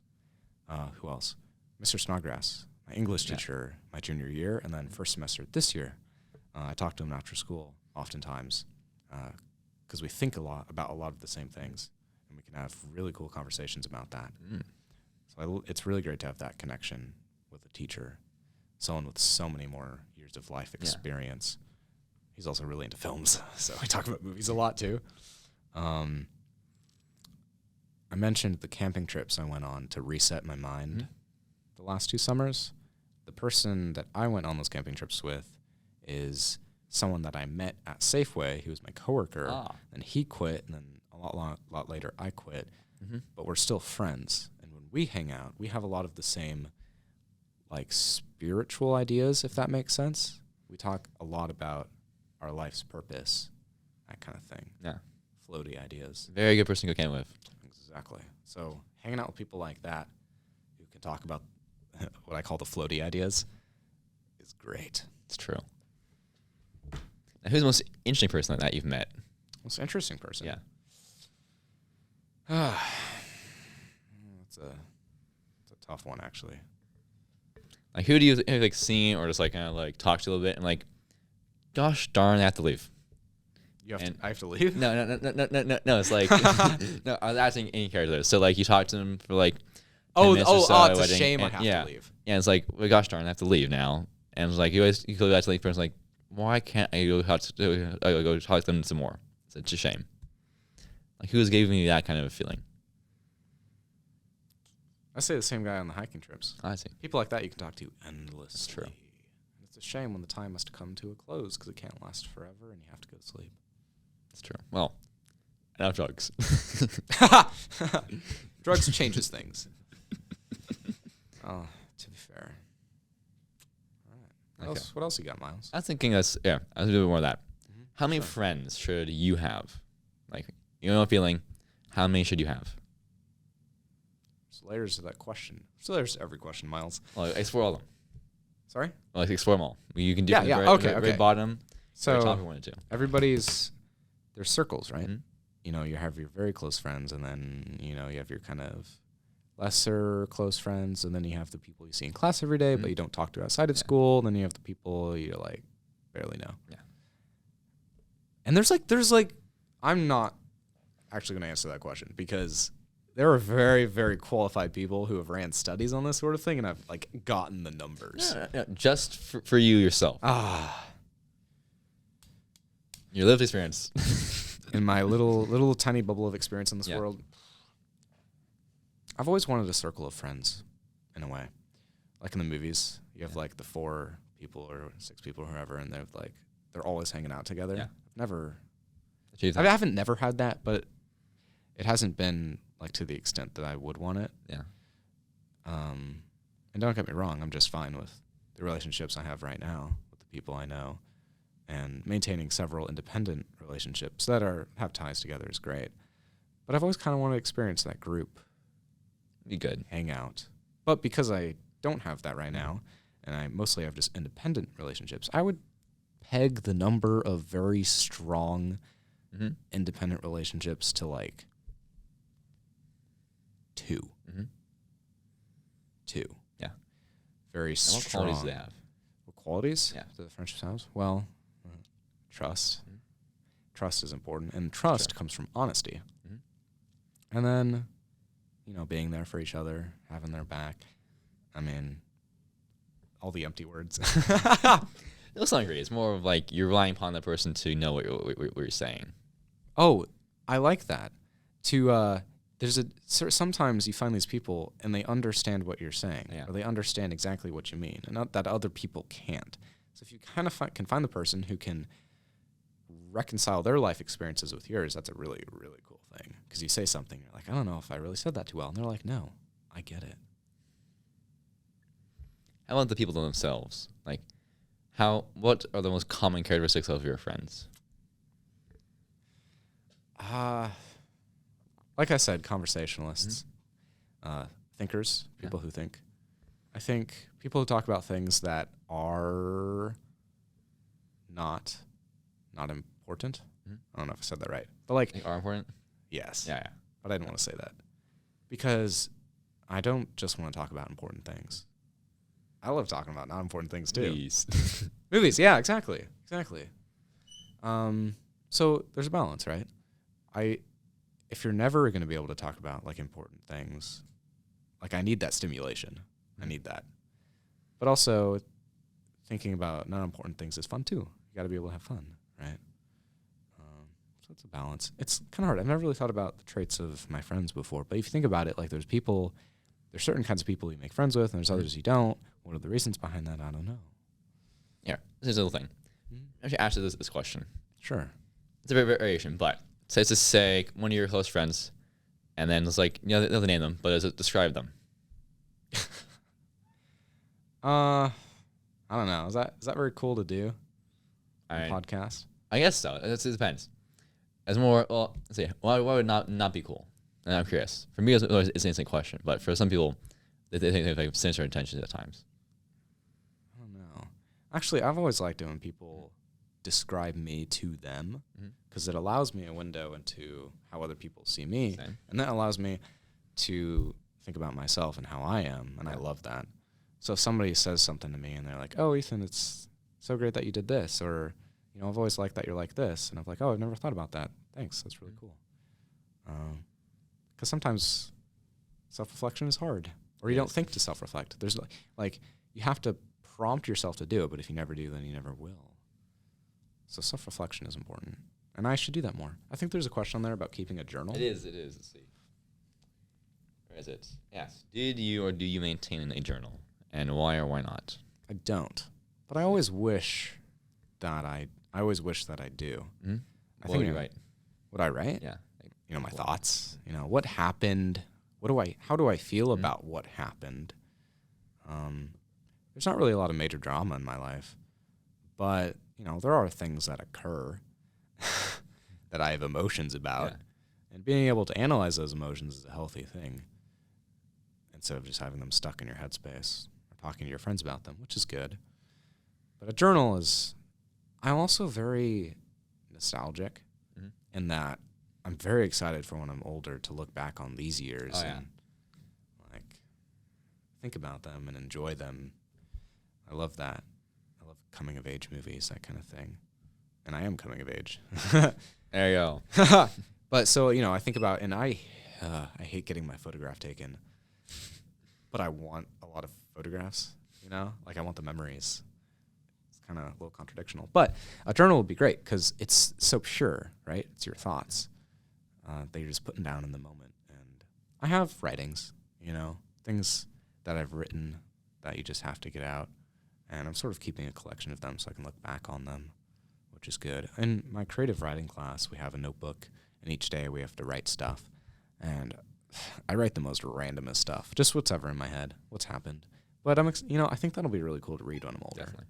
If I can read the handwriting. So what's the random thoughts that you like keep it in your house ever? What's what? Like what's the most random thought you've had that you decided to write down? Or like what's the odd one or an interesting one? Just off the top of my head.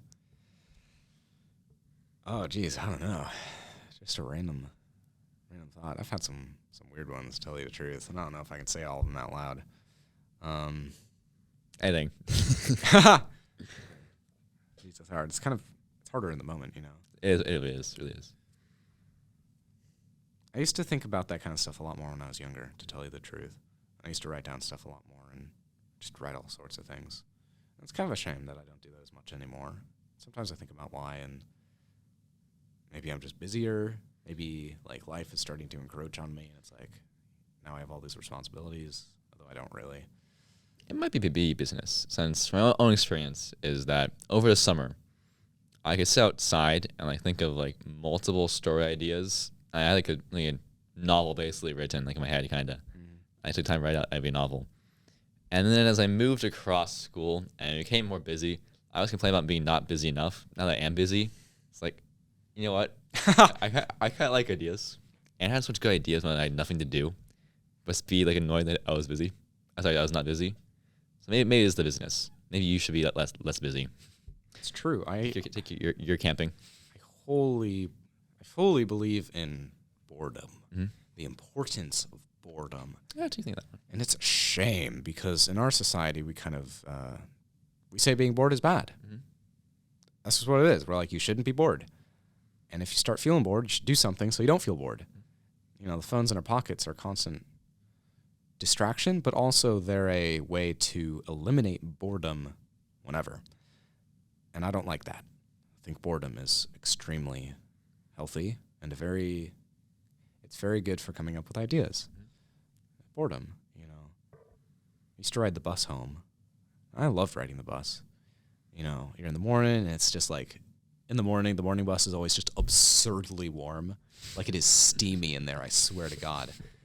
And then I'm listening to music and just let your mind wander because somebody else is driving. But now I drive to school, or more recently I've started riding my bike. And my thoughts still flow, but I can't, you know, you can't really write anything down on a bus or a bike or a car. And so I think some of the points in my life where there was boredom, there isn't boredom anymore. When I was my freshman year, I'd come to school and I'd just hang out in my first period classroom until class started, just thinking. Yeah. But now I talk with friends, and that's great. But that piece of boredom is gone. And I don't think there's enough boredom in my life. Do you? Mine personally? Probably not, no. I think it is. But, you know, that's why you have gardening. Have what? Gardening. Gardening? Yeah. So I did story because I work like 2 hours in the sun gardening. And so I feel nothing else to do, so I just follow random tangents. But for boredom, are you bored when you're thinking of an idea? No. Or are you, I think boredom's like a gateway drug. Is what? When you're drunk? No. Boredom's like a gateway drug. What do you mean? Oh, I'm just making a joke. Okay. Yeah. But see, the intent's there. They said that marijuana is a gateway drug to other drugs. Boredom is a drug. Oh. Boredom is a gateway to ideas. Ideas. Boredom is the gateway drug to ideas. I like that. You don't have to, but it's helpful to be bored. And then, you know what I really like? Yeah. I love just sitting in a place and observing. Don't do it nearly as much as I would like to, just because it's like, what, you're going to go sit somewhere for an hour? Like, society, like, it feels like something I shouldn't do. You know, like I should be doing something useful. But that is useful, you know? You can get stuff out of that. If you sit for 5 minutes, you won't notice very much. But you sit for an hour, you start to hear things. Sitting outside last night, just kind of waiting, and just waiting. And then eventually, I live right by LBA, so the park guys come every night to close the gate. Yeah. But I've never really seen them do it. Because I'm always out. I'm not just sitting there waiting for them to see them close the gate. But the guys were closing the gate as I was sitting outside my house. I couldn't see them, but I could hear these two guys, these like parks and rec guys, like yelling at each other. I don't mean having an argument, but they were just being loud, so I could hear them. And they were like having a cool conversation about like, how's it going? Oh, it's a clear night, isn't it? Yeah, I wish every night was like this. And it's like, you know, it's my daughter's birthday soon. And it's like, oh yeah, she's turning 3. I'm like hearing this conversation that I was just not meant to hear. And it's the greatest thing in the world. I love stuff like that. I do it all the time. Yeah? Yeah. So what I do, either I'm much more extravagant and talkative, kind of like this, or much more, I kind of sit there and maybe write and listen to your conversation across the room. Eavesdropping is great. No, it's more of like, you see, for me, it's best to like write at times, maybe in silence or like rain. Like people talking is kind of nice. It's like, as a background noise? Yeah. So what I do is I can kind of like write or draw or work. So I can hear your conversation across the room. Since I live in a 2-story house, and the house, so in my room, it's like right here. This is the kitchen, so it's like across the house. I can hear a conversation from my room in the kitchen. Sure. So that's kind of how good my hearing is. So I see people talking, and I'm like, that's kind of neat. And I go on my day. Because it kind of gives you something to like think about while you're doing your thing. Yeah. You know what else I like? Yeah. So you think about your school day here at school. You got the 6 periods, and you go from one classroom to the next. Your like pattern of where you walk is pretty set, right? Sure. Like every day I pretty much take the same paths at the same times to get where I'm going to go. I talk to the same people. Okay. What I love is shaking it up a little, and then being in a different place at a different time and taking a different way to get to a different place, you see all these new faces because you don't realize it, but you're very used to seeing the same faces as you go back. You think, oh, it's just like a bunch of random faces you're seeing, but it's the same ones at the same times every day. So if you go to a different place and take a different route, you're suddenly observing all these different patterns, because that's what they are. Everybody's got their pattern. You see these different patterns people are taking, and I think that's really cool. Like one time, I was taking like a mental health day, and it was a few weeks ago. It was the first one I've ever taken, which is a crime that I feel like I couldn't do that. Oh, yeah. Well, why? Why? Yeah, why? I woke up and I was just not having it. I say, why would it be a crime that you feel like you could not do that? Oh, because the school system and just the overall environment had kind of pounded it into my brain that I can't, like, feeling overwhelmed and being completely burnt out is not a reason to not keep pushing yourself. I see. And taking a day off school is not an acceptable thing if you're not sick. But if you're not feeling healthy in your mind, then taking a day off to recoup and to feel better is the healthiest option. Interesting. Okay. But I think we don't view mental health like that, like a cold. Yeah. And I think that's a shame, and it's a crime that I felt like I couldn't do that until my senior year. Yeah. So what did you observe? All right. So I'm taking mental health today, right? But I have to come into school because I have to do something after school. So here I am. I'm coming in through, the Commons entrance, but it's not the ones with like the ASB office. It's like the side one. The side one. Yeah. Then nobody monitors. By the bikes, right? The bike lock. Yeah. The bike rack. Yeah. So I come in through that, and the bell is just rung, and people are streaming out. And usually I go from Fab's room to that and like exit and out to my car or my bike, and that's the route I take. But this time I'm going the opposite direction, and I'm coming up as everybody's going down. And I can't tell you like the emotion I felt, but it was just like I am seeing something new. I'm seeing it from a different perspective. It's the same thing, but I'm coming up instead of down. It just was really cool. Oh, I'll do that. I could probably get out of school 5 minutes early. Yeah. Same thing. I would recommend it. Okay, back to mental health thingy. See, for me, I honestly put myself complain about the system, like our age ever, like the darn school system, capitalist system. Capitalist system? Yeah. The European system, American system, is like all the systems, they're kind of pounding down on you. But for me, it's not that. The only reason I don't take mental health days is, one, I'm pretty happy most of the time. I'm pretty good most of the time. But it's more of that. It's like, do I really deserve it? And I say, well, if I can't make it for the day, and maybe I do, but it's a challenge in making it for the day. The challenge in overcoming it. Maybe it's because I haven't had any reason to do it. I hold this opinion. But it's not society that's drilled into me. It's my own mind that's arrived at the same conclusion. And it's like, could is mental health day. But that's like pretty darn bad when you do it. It hasn't been that bad. But it's like, me decided that you cannot take this day off. You cannot do this relaxation. It is wasteful, and you should do what is productive and what is better. What do you think of that? Society not being the one driving you, but your own mind being the one telling you the same thing. No, 100%. It's definitely, like, the pressure to do well, it didn't come from my parents. Yeah. I know a lot of people are very pressured by their parents to get good grades, and I think that's horrendous and disgusting. Like, we should be encouraging people to learn, not to get straight A's. It's just way too much pressure. So I'm completely against that. But a lot of people are pressured from their parents. And then I think there's a general culture of, like, competition and trying to do well here at OHS. There is. What's that? There is? Yeah, there is. I think so. Can you give an example? Well, it's just like the AP culture and just having, these tests. And I feel like there's a drive for people to do well. And, I mean, this is a 4-year kind of track school. Yeah. Like, people come here to go to 4 years. Not, obviously, it's not everybody. And we encourage, there's some level of encouragement from the Career and Counseling Center to tell people to go to apprenticeships and everything. But our main export is 4-year universities. So there's pressure there to do exceedingly well in high school so you can get into a good 4-year. And I think the pressure exceeds the level of attempting to get you to love learning and gets you into the mindset of trying to get good grades, which is negative.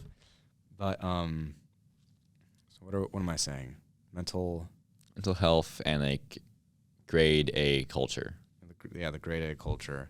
And so, your own self. Yeah. So, okay. So there's that culture at OHS, which maybe had a marginal effect on me. I don't know. I don't really feel it a whole lot. Like, I don't feel like I need to do well because the school expects me to do well or wants me to do well. I think it's me.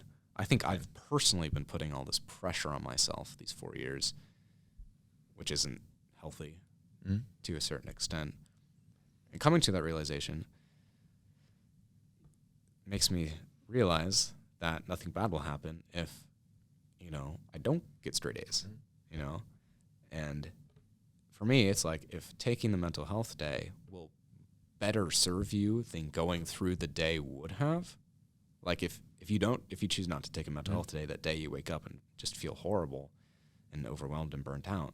And then you go to school and you just get nothing out of the school day. It just makes you feel even worse. Then it actually would have benefited you more to stay home so that you could come back to school the next day revived. I think for me, it's more of never had a strong enough feeling not to come to school really. And so I could just argue myself that, you know what, it'll be interesting. It'll be fun even to see how far you can push yourself. And that part of it is it, but part of it's not. From my memory, I was like, staying very lethargic, not myself, whenever. And I said to myself, well, Miles, you gotta do it. You can't give up your goals. Oh, it was the goals. There you go. It was the goals. I was like, you can either sacrifice your goals, or you can sacrifice your own self. I'll sacrifice myself for my goals to some degree. I think that's what it was. Yeah, there you go. It wasn't actually. It was the goals. I don't know. It's odd. Cool. Actually, for your inner critic. So it's harsh. Yeah. How would you describe it? Is it fair? To an extent. Okay. When has it been not fair? Okay. When it's not fair is when I have awkward social interactions. That plagued me for a while. I mean, it happens to everybody. Yeah. You say something and the person doesn't hear something, or you like yell their name and they're walking down the hallway and everybody looks at you weird because they didn't reply. Yeah. And then you just feel kind of crummy. Well, that's not fair because that happens to everybody and it happens almost every single day. So I started telling myself, all right, Ethan, you get 3 awkward social interactions a day and then you're trudging into like sad territory. Okay? Because I say, all right, if you can, I feel like that's average to have like 3 kind of awkward little mishaps a day. Yeah. And so telling myself that makes me feel a lot better because it used to be like that would happen and I'd just be like, Ethan, why'd you do that? Why'd you do that? It's like, no, it just happens. So now, whenever that happens, some kind of awkward little minor social thing, I just tell myself, all right, 1 down. Because that's a given. Yeah. It's a given. And if I accept that as a given in my life, I can't be upset on me about it because I knew it was going to happen. I think actually pretty similar approach here. But it's not like it's going to happen. It's more of, it isn't worth really worrying about. So my critique myself, if it was always actually been right, and I think the times to been wrong or too harsh per se. I feel like I can meet standards pretty. I can meet standards a bit harder. Like for social interactions in particular, at least for me, awkward stuff happens. I kind of let it roll off, and I think to myself, well, that's kind of dumb. Miles, you're a bit dumb there. See, for me, it's the same between my critic and myself. And it's just me being like sad versus my critic being like, well, Miles, you should not feel bad for that. That's just how life is. That's what my critic says. Okay. I think yours says like, Ethan, it's not how life is. You can do better. Is that kind of how it is? A little bit. Okay. That's same with Ethan. How do you interact with others? Like, what do you notice about people?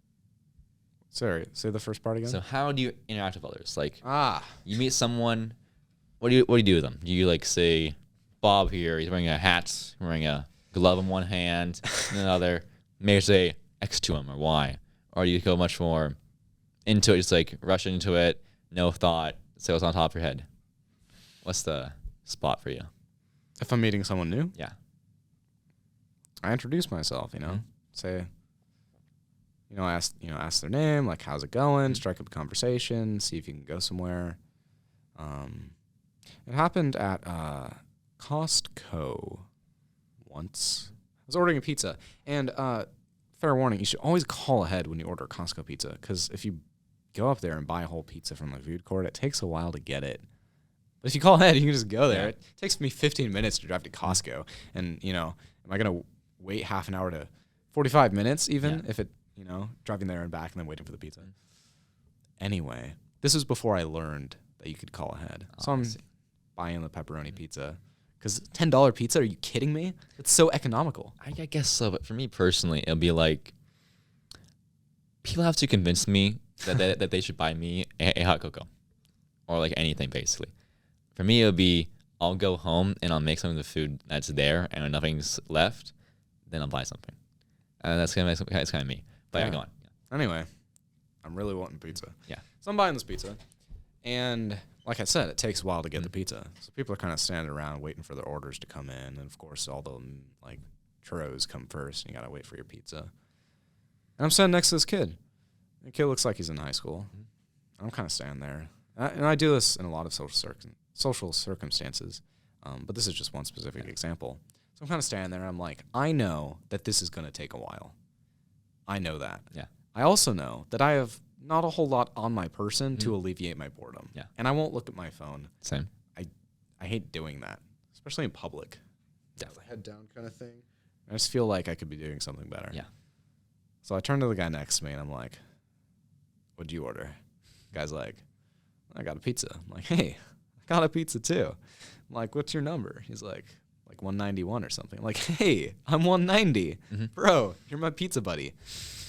And so we just strike up a conversation. Yeah. We start out by talking about food court stuff, and then we just talk, human connection. Eventually I find out he goes here, and he saw me, he recognized me because this was like the day after the assembly. Oh, okay. Which we were both in. Oh, that's fine. And so he recognized me, like, hey, were you in the assembly? I'm like, yeah. Do you go to Oli? And he's like, yeah. And now we're like, all right, now we have more of a connection. Yeah.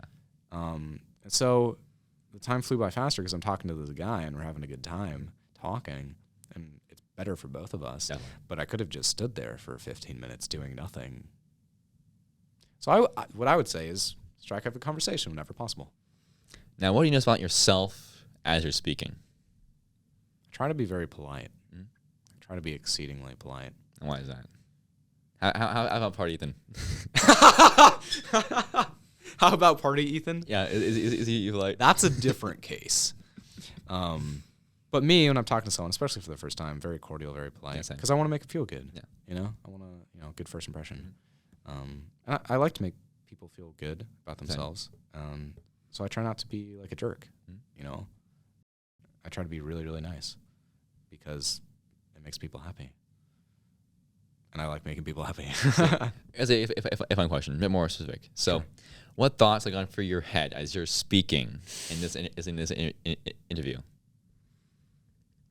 I'm analyzing what they're saying. And I'm trying to figure out how into this conversation are they. Yeah. Do they want to be talking to me, or do they want me to buzz off? See. If they want me to buzz off, then I will. Same. Some people don't want to strike up a conversation, or they just want to be left with thoughts, and that's totally fine. But you kind of got to feel it out for yourself. I will listen to what they're saying and figure out if there's anything I can latch onto to talk about. I kind of start from my bases, What are those? Hey, how you doing? Yeah. Or like, hey, what's going on? Or maybe I'll have questions I ask them, like, what are you thinking about? Or maybe occasionally I'll do something like even deeper, like, what's like a major thought you had in the last 5 days or something like that? What's something you've been thinking about or plaguing your mind? Yeah, I asked you what's moral codes they aspire to and what made them. That's a good one. So that was a bit too much for most people. Sometimes. Yeah. They don't know it's coming. It's kind of like, whoa. But just finding things you can both talk about instead of just like you doing all the talking. Now what do you think other people think about as they're talking? What do I think other people are thinking about? Yeah. I don't know. They could be thinking about anything. They could be thinking like, do I have spinach in my teeth? Who knows what they're thinking about? I don't have the keys to other people's minds. How about those you know really well? Can you kind of pinpoint to a certain degree, kind of see into the darkness of their mind as to what they're thinking about? Like, you know well enough to kind of guess. Probably thinking, I like this kid. This kid's all right. You know, I think humor is a big thing. That's true. Like, most of the conversations I find that go well are conversations where we're both laughing. Mm-hmm. Humor is a good social lubricant. It's true. Now, would you say that you developed a sense of humor over time to kind of help with conversation, or you always have your big boisterous laugh? Oh, do you know Yeah. my big boisterous laugh? I mean, quite well. Yeah. You know, it's funny you should mention my laugh. It's a good one. Well, you know, I appreciate that, Miles. I've gotten compliments on my laugh. I have like a variety of them. I do. They come out depending on the mood I'm in. I mean, 5 or 3 or more. 3 to 5 good different laughs, Yeah. I'd say. But I've, you know, my one really big one, and I laugh really loud. That's true. It's just who I am. Mm-hmm. You know, you can't. Yeah, it's kind of You can't choose your laugh. Yeah. You know? Like that's just who you are. Yeah. I think laughs are really cool to think about. Everybody has their cute little laugh, you know, and you should never make fun of somebody for their laugh because I agree. it's like one of the most genuine emotions because the laugh overtakes you. It's so honest. Yeah, you can't fight while you're laughing. Yeah. I mean, you can try. It's funny sport. If you're playing sport, okay. So like you're boxing, but you like hands is kind of tickling with feathers. Funny. It's funny. So laughing, okay. Sometimes people think my laugh is fake because it sounds like I'm saying ha ha ha sometimes. You are? A little bit. Depends on, you know, the laugh. Yeah. But, you know, and my laugh has changed over time. Yes. But my laugh used to very much sound like a fake laugh, but it's not. Like that's just my genuine laugh. Kind of funny. What are you thinking about? Now, does that apply to other emotions that you have? Like people think you're being faking some emotions even when you're not? I don't think so. I think it's just a laugh. At least for me, I can be thinking in my head or whatever, but my face will be completely stone, or just like calm whatever. And it's like, good job. And I'm like, it's fake. Or I'll be like, that's too bad. Like, that's fake. Good job, you stoic. I don't know. I think it's just because for a long time I'm like, you know what, Miles? You should aspire to be a stone in the wind or in the waves, ever. You should be a pillar which others can lean upon. And so that means kind of emotion. So basically, change it over time to do that. So now it's kind of undoing part of that. I think it's kind of what I'm doing now. You're undoing that? Well, part of it. It's like meeting a better balance, I think. It's important. It's like you can be stoneless. You can be very, you can be a stone, or you can be heavy. Actually, that's not fair. Hold on. That's not fair. I was happy. I was happy, actually. I'm good being alone. So, like, for me, I'm social, but if you put me alone anywhere, somewhere ever, I'll be pretty fine doing that. I know. Yeah. I adjust fast enough to where I'll be happy with doing that. But quick changes, not my favorite thing. I'll make do. Quick changes? Yeah. So it's like, you know, after the interview, I'm gonna go home. I'm gonna walk home. I'm like, that's too bad. I should talk more. We've been good fun. But a longer change. It's like, you know what? School ends. I'm in the summer all by myself. That's most of summers, basically, up until recently. I'm in the summer by myself. I'm completely content being by myself. It's like I get used to it very quickly, faster most, I think. And so what that did with the stone, or my emotions, is that when I was younger, I didn't want to be hurt by anything ever. So I wouldn't do much. And, well, don't be hurt. Well, how do you not be hurt by things? You don't show any pain or anything of the sort. So then you are completely fine. You're going to not embarrass yourself more. You're going to put on something that's going to make others go past you, almost in a sense. And so I kind of carry that from elementary school onward. And as time's going on, I kind of become much more myself, much more emotive, I guess. It's good. How about you? Always been emotive or less so? Far more Emotive. emotional and outgoing than I was a few years ago. In part because I'm comfortable around people. Mm-hmm. I've been with these people for so many years. I'm comfortable being myself around them and being more like boisterous and crazy around them, because I know they know me and I know them, and they won't like look at me poorly for it. Oh, interesting little thing. So over there is that I actually realize unconsciously I assume other people know me. Like, see, my style of humor, like I told multiple times. I don't have any administrative people, but like people around me. So I take extremes and compare them to non-extreme things. Yeah. So like Hitler, communism, murder, there you go. And like miles. Right the finger. But they don't actually tell me. So I keep running into the wall, not knowing that it actually is a wall. So yeah. I have to achieve the people around me not know me. I like they've known them for 12 years. See, in my creative writing class, we write the stuff every morning, and then we share it with our table groups. Yeah. And I've written some pretty messed up stuff, and some stuff that are like, dude, why did you write that? And if they weren't those people that I'm such good friends with, then probably go differently. Yeah. But they know me, and they know. Can you give an example? Oh, okay. Do you know what Hellraiser is? I've heard of it. Hellraiser, Clive Barker. I know actors. Just going to the plot. Created. So Hellraiser is like, there's this cube, and then if you unlock the cube, like these Cenobites, which are like these not devil creatures, but like these creatures come from another dimension, and basically the dimension they come from is they take you, and then it's like pain mixed with sexual pleasure. This one, yeah, I got it. That's I watched a character analysis of it. Yeah, Hellraiser. Yeah. So it's disgusting. I think the movie is disgusting, but it's like this. It's like pleasure, but like hell. Yeah. It's so weird and so gross. But I wrote a piece about it one morning, and I wrote in quite detail, kind of talking about Hellraiser and that kind of thing. And they were like, "Oh, Ethan, that's disgusting." And I was like, "Yeah, but it's what I'm thinking about." Yeah. A lot of times, I love horror movies. I love horror movies so much, and not into true crime or anything. So I'm not. It's not like that. I like the fun stuff. Yeah. And the messed up stuff. But I write a lot of messed up stuff. And if people didn't know me and didn't know that I was into horror movies and that kind of stuff, they'd think I was a pretty like messed up individual. Yeah. Like my haiku, you can find, or it's not a haiku, but like no, it was a haiku. Rats. Right? Rats. Did I show it to you? Yeah. It's funny, and my friend Brooklyn drew a little rat on it, but it's pretty gross. I think it was like agony thrashing on the stone. Yeah. Rats chewing at their flesh, like moving does little to throw them off or something like that. But I like messed up stuff. I have a final question for you, Mr. Messed Up, Ethan. Sure. How would you break someone? Whoa, what? How would I break someone? Yes. Like, break them? Yeah. Like, mentally? Yeah. No longer are they themselves, but a corpus that's alive but dead.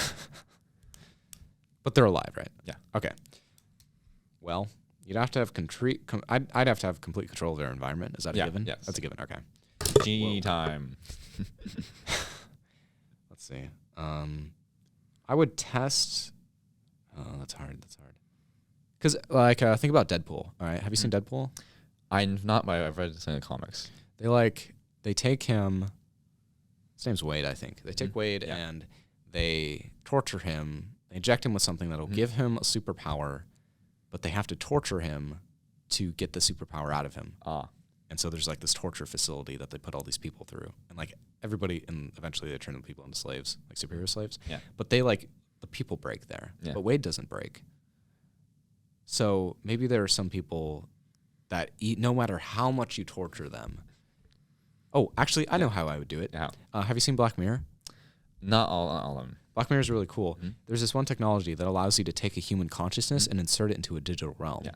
And so one of like the punishments that they would use for people in the Black Mirror series is they would take the consciousness, put it in a digital realm, and then speed of time. Yeah, exactly. So you have eternity.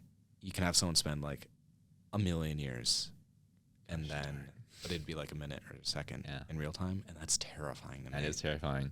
To be stuck with your own mind for that long, I mean, it would drive you to insanity. Yeah. So that's the best analogy I have for it. And I find this analogy is interesting. I'm going to say a bit of a collector of these analogies is You have your long marble stone that goes on across the entire world. Okay. And there's one crow. This crow goes to sleep for 100 years, but on one day every 100 years, he comes out and he pecks at once. And eventually he's gone. That's the beginning. I see. Yeah, that's like my analogy of like an infinity. That's really cool. Yeah. Well, thank you, Miles. Sounds good. You said that was the last question, right? No. Oh, no? No. There's more? No, there's one question. See, you didn't. Oh, okay, so, I misheard no, you. So no in infinity. Okay. It's in the real world. How do you do it? How would I do what? Oh, I see Yeah. what you're saying. Well, theoretically, you could do that in the real You world could- because you it's could. like a Sure, you- future advanced Okay, technology. besides Okay. infinity. So you feel like I cheated the question Yeah. a bit. Well, kind of. Not really. It's a good response. Thank you. And it's one. Pull most people on that. Probably very few are going to answer with an infinity. Well, it's not infinity. It's like almost Basically. Practically. Infinity. You approach infinity. Yeah. What torture methods would I use? How would you break them? You'd have to do it psychologically. It's true. You can physically harm someone as much as you want, but Have to be alive. yeah, they have to be alive, and it's hard to break someone physically. You got to break them mentally because you're trying to mentally break them. Yeah. So you'd have to figure out what it is that makes them tick and what it is that makes them feel. Do they have? This is so messed up. Family. Do they have family, and how can you leverage that family Yeah. to break them? I'm trying to think. I've definitely seen people break in films, like really sad things. So like there's this part in the Hunger Games, Catching Fire, where Katniss is running through the forest, and then she hears, I think they're called mockingjays or something like that, Oh, yeah. and they're birds that like speak like human, Yeah. and what they're cawing is the sounds of like her mother and her sister screaming, and whoever is with her like in the Catching Fire book is like, hey, don't worry, Katniss, like it's not actually them. And Katniss says, but how did they get the recordings? So the thought of the idea of those recordings existed makes you realize that they must, maybe they tortured them to get those screams. I think like realizations can be really crazy.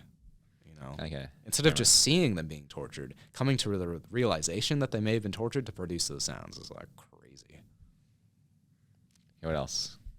You want me to keep going? Well, I thought it was a question for maybe like 10 minutes or so, hearing there across my past 3 years ever. It's like, here's what other people think of it. So, how do you do it? You have to give me a step-by-step breakdown. Me? Yeah. Let's see. Because you see, the question is not actually a question about how to break someone. It's about what you think is valuable to people and what drives them, what makes them tick. Here, let's say you have to break yourself to make it easier. That does make it easier, actually. If I had to break myself,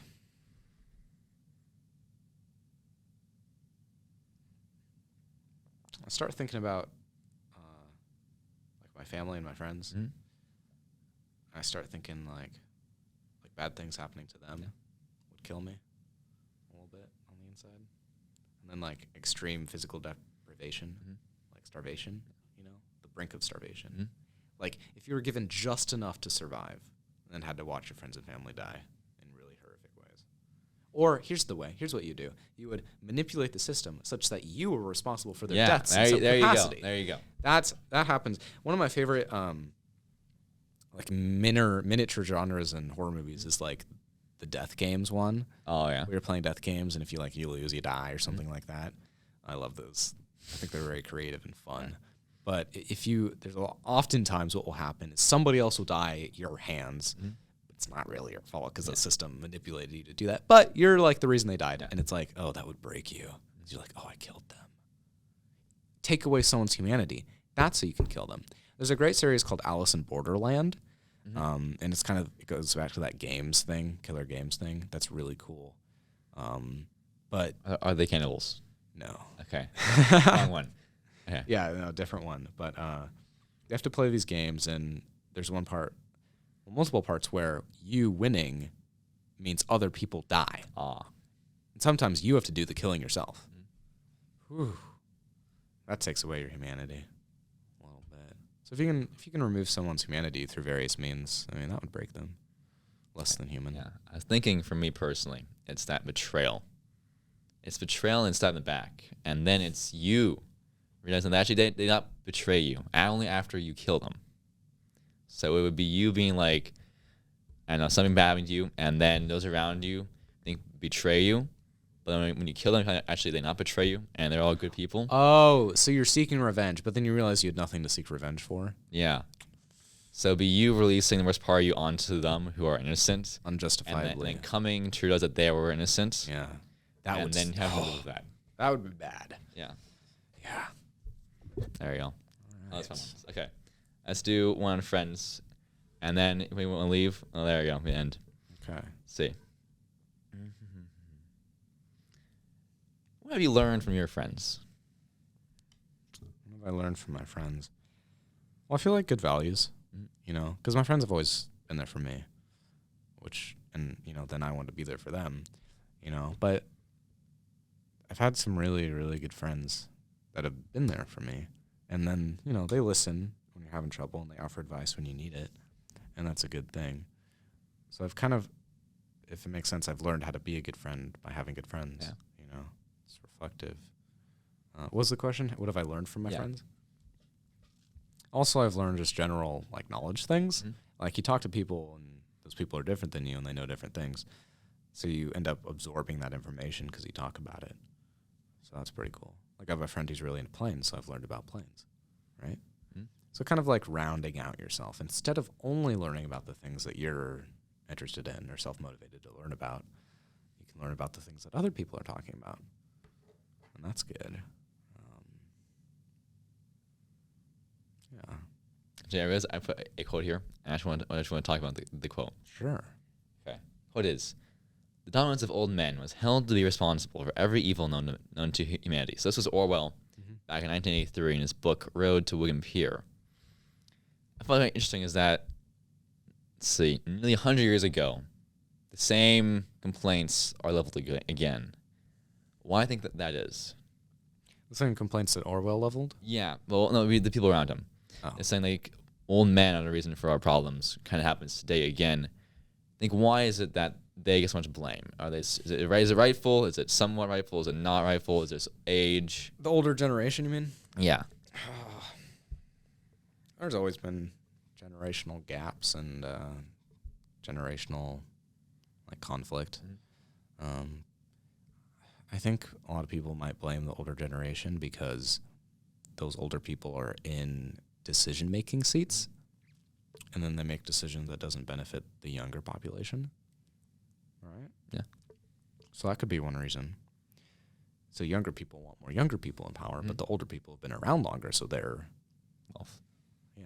they already have that. And so it's easy to blame the people in charge. And a lot of the people in charge are old, from a different generation. Okay. But then there's also the thing of the younger generations are often far more forward-thinking. They're not forward-thinking, but progressive in their thinking and their thoughts. Because the older, can't teach an old dog new tricks. People in the older generations kind of have their thoughts, and they're kind of locked into their beliefs to an extent. It's not an absolute statement in the slightest. But it's, I think, more true to say that younger people are more progressive and are more flowing with their thoughts than older people are. Older people are more of I've thought this for many years, and this is what is right. So I know it is right. Well, okay. So there's that. Younger people are more progressive and pushing for more societal change, whereas older people have lived with this for so long and just want to keep the status quo. Again, not absolute statements. So that one. Actually, okay. One last segment. Mm-hmm. Questions for me. I'm curious as what you'd have for me. I just want to do this more. And as I ask questions, I kind of affects how people question me. Interesting. Yeah. I would ask self-reflective questions like, what makes you tick? And then I'd ask you questions about the world, like, what do you think? I'd ask you something like, build a society from the ground up that you think would function for a long amount of time. That's a fun one. That'd be a fun one, right? I talk to my friends on swings, like 5th grade. Every questions we would do. On swings? I love that. Yeah. So that's fun. I'd ask you about morality, because that's always a good one. Very, very, would you say it's not? It's very subjective. It is definitely. I believe we don't have like a objective system of morality in any means, in any sense. Like it's not like there's a federally sponsored system of morality. You know, we have the laws. It is like the other laws they sent. So Unless you take some theistic government, I guess. yeah, well, religion does have. It's more plainly put It's true. in a way, but also it's kind of messy because if you look through the Bible, it's kind of like Yeah, I think it's more like there's like one convention where like they kind of took out books of the Bible and things like it's like no, or like that's fake. Someone took it out and now King James version ever. I like that papal meeting, which I must say, you're there. Imagine how much power you had. In the course of all of Europe, just imagine go back a few thousand years, and the board meeting. It's like, so boys, Article 2, Sentence 1, keep or no? No. keep or don't keep. Go for 100 years, and there's war. It's interesting to trace those back, isn't it? Yeah. It's funny. Okay, so what critiques do you have of me? Your critiques, Yeah. jeez, I don't want to critique you, Miles. Come on, it's the best thing. Can I just offer one singular Yes. critique and be done with the matter? Sure. Because I don't like saying bad things about people. Although critiques, I don't say bad. They're good. Yeah. Good, right? I would say be more. You're very articulate with your words, Mhm. but like in your pronunciation of them, Definitely, yeah. That's the thing I need to work on. it's a little bit slurred, which might make Yeah. it a little bit harder for people to pick apart what you're saying and then understand what you're saying, especially when what you're saying isn't always in layman's terms. Interesting little thing, actually, because I think the reason is that because my mouth moves compared to others much less. I'll do a smile. It's pretty wide, and it's not much of a smile. Like this is like a wide smile to me, but it's not really. I looked in photos. It's not a wide smile. So it's more about getting my mouth actually move the full extent of words. I think. Yeah. I don't know. Probably something like my child or something. Sometimes I slur a lot, and then people are like, "What? Like, what are you saying?" I'm like, "Oh, sorry. I should probably say each word more independently." Yeah. So I catch myself doing that. I don't know. I guess I would practice by like reading a paper or something and trying to say each word. It happens to me too. The pronunciation part. Mhm. The giving speeches actually. That's a fun little thing. It's fun, isn't it? Yeah. I love giving speeches. What's the funnest speech you given? I gave one, Mhm. not a speech, but let's say presentation. Yeah, that works. I gave one in my civics class Mhm. not more than a week ago on serial killers. Oh, really? Now, before you go thinking like, Ethan, you just told me like an hour ago that you were thinking about being a serial killer. Not true. But look, we had to do something on like atrocities, Yeah. and that was the most interesting one I could think about. Mhm. And I want to pick a project that I'm interested in so that I can Yeah, very be true. passionate when I'm presenting it. And I was very passionate when I presented it. And I think everyone had a good time listening to me talk about serial killers. So that one. Now, was there one person in the room that said like that kind of face? A little bit. Okay. Did you win him over? One person came up to me after and she was like, Ethan, you were so calm. Very calm talking about serial killers. Is that normal?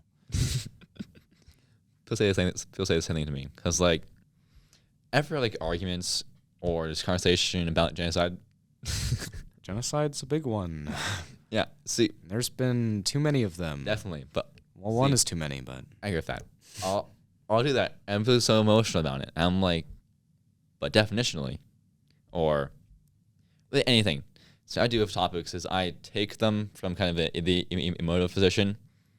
I try to draw them down to earth, and look at them by definition. yeah, you more objectively remove Yeah. like the emotion from it. So people said to me occasionally, like, Miles, You're almost too good at it. sure about that, Miles? Because then you can end up saying some things that sound really Absolutely bad. horrible. Yeah. Yeah, absolutely Yeah. horrible. See, what I do is I distinguish ideas from people. Sure. So, like, you can hold an idea not be a terrible person. It's our Mhm. actions. Mhm.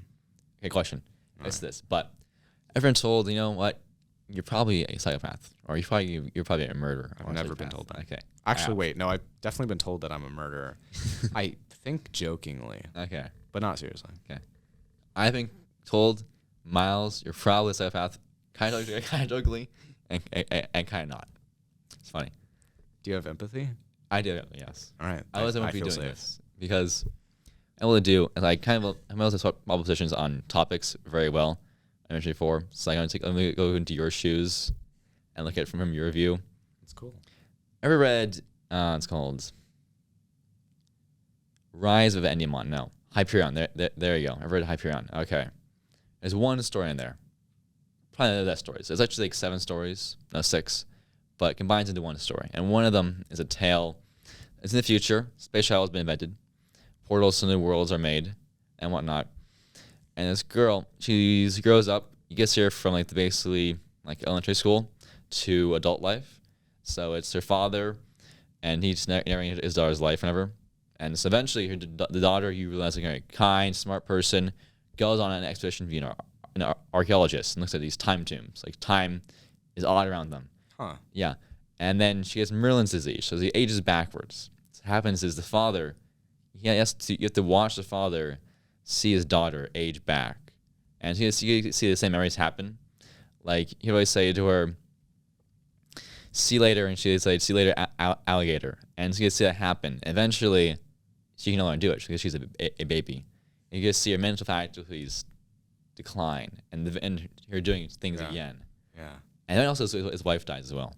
So like randomly, they're in like New Jerusalem, a new planet, and his wife's killed by a drunk driver or whatever. And he can see basically a man at near the lowest. And at the same time, he's having visions of what he thinks might be his God or his mind, saying you must sacrifice your daughter to the Shrike, whatever. That's like the main baddie in the story, one could say. And so it's just like, I don't know, a very emotive story. You're a man at his worst, caring for what he loves most. Only time that you cried from a book. Yeah. Wow. That's what I would say. Well, should we wrap up Yep. here? Okay, any closing thoughts, Ethan? Nope. Okay. Anything you want to tell the audience? Have fun in life. There you go. That's a good one. Don't work too hard. Yeah, but do work hard. Unless you're me. I always say you're always hardly working. Well, thank you, Miles. Yep. Good time. Bye.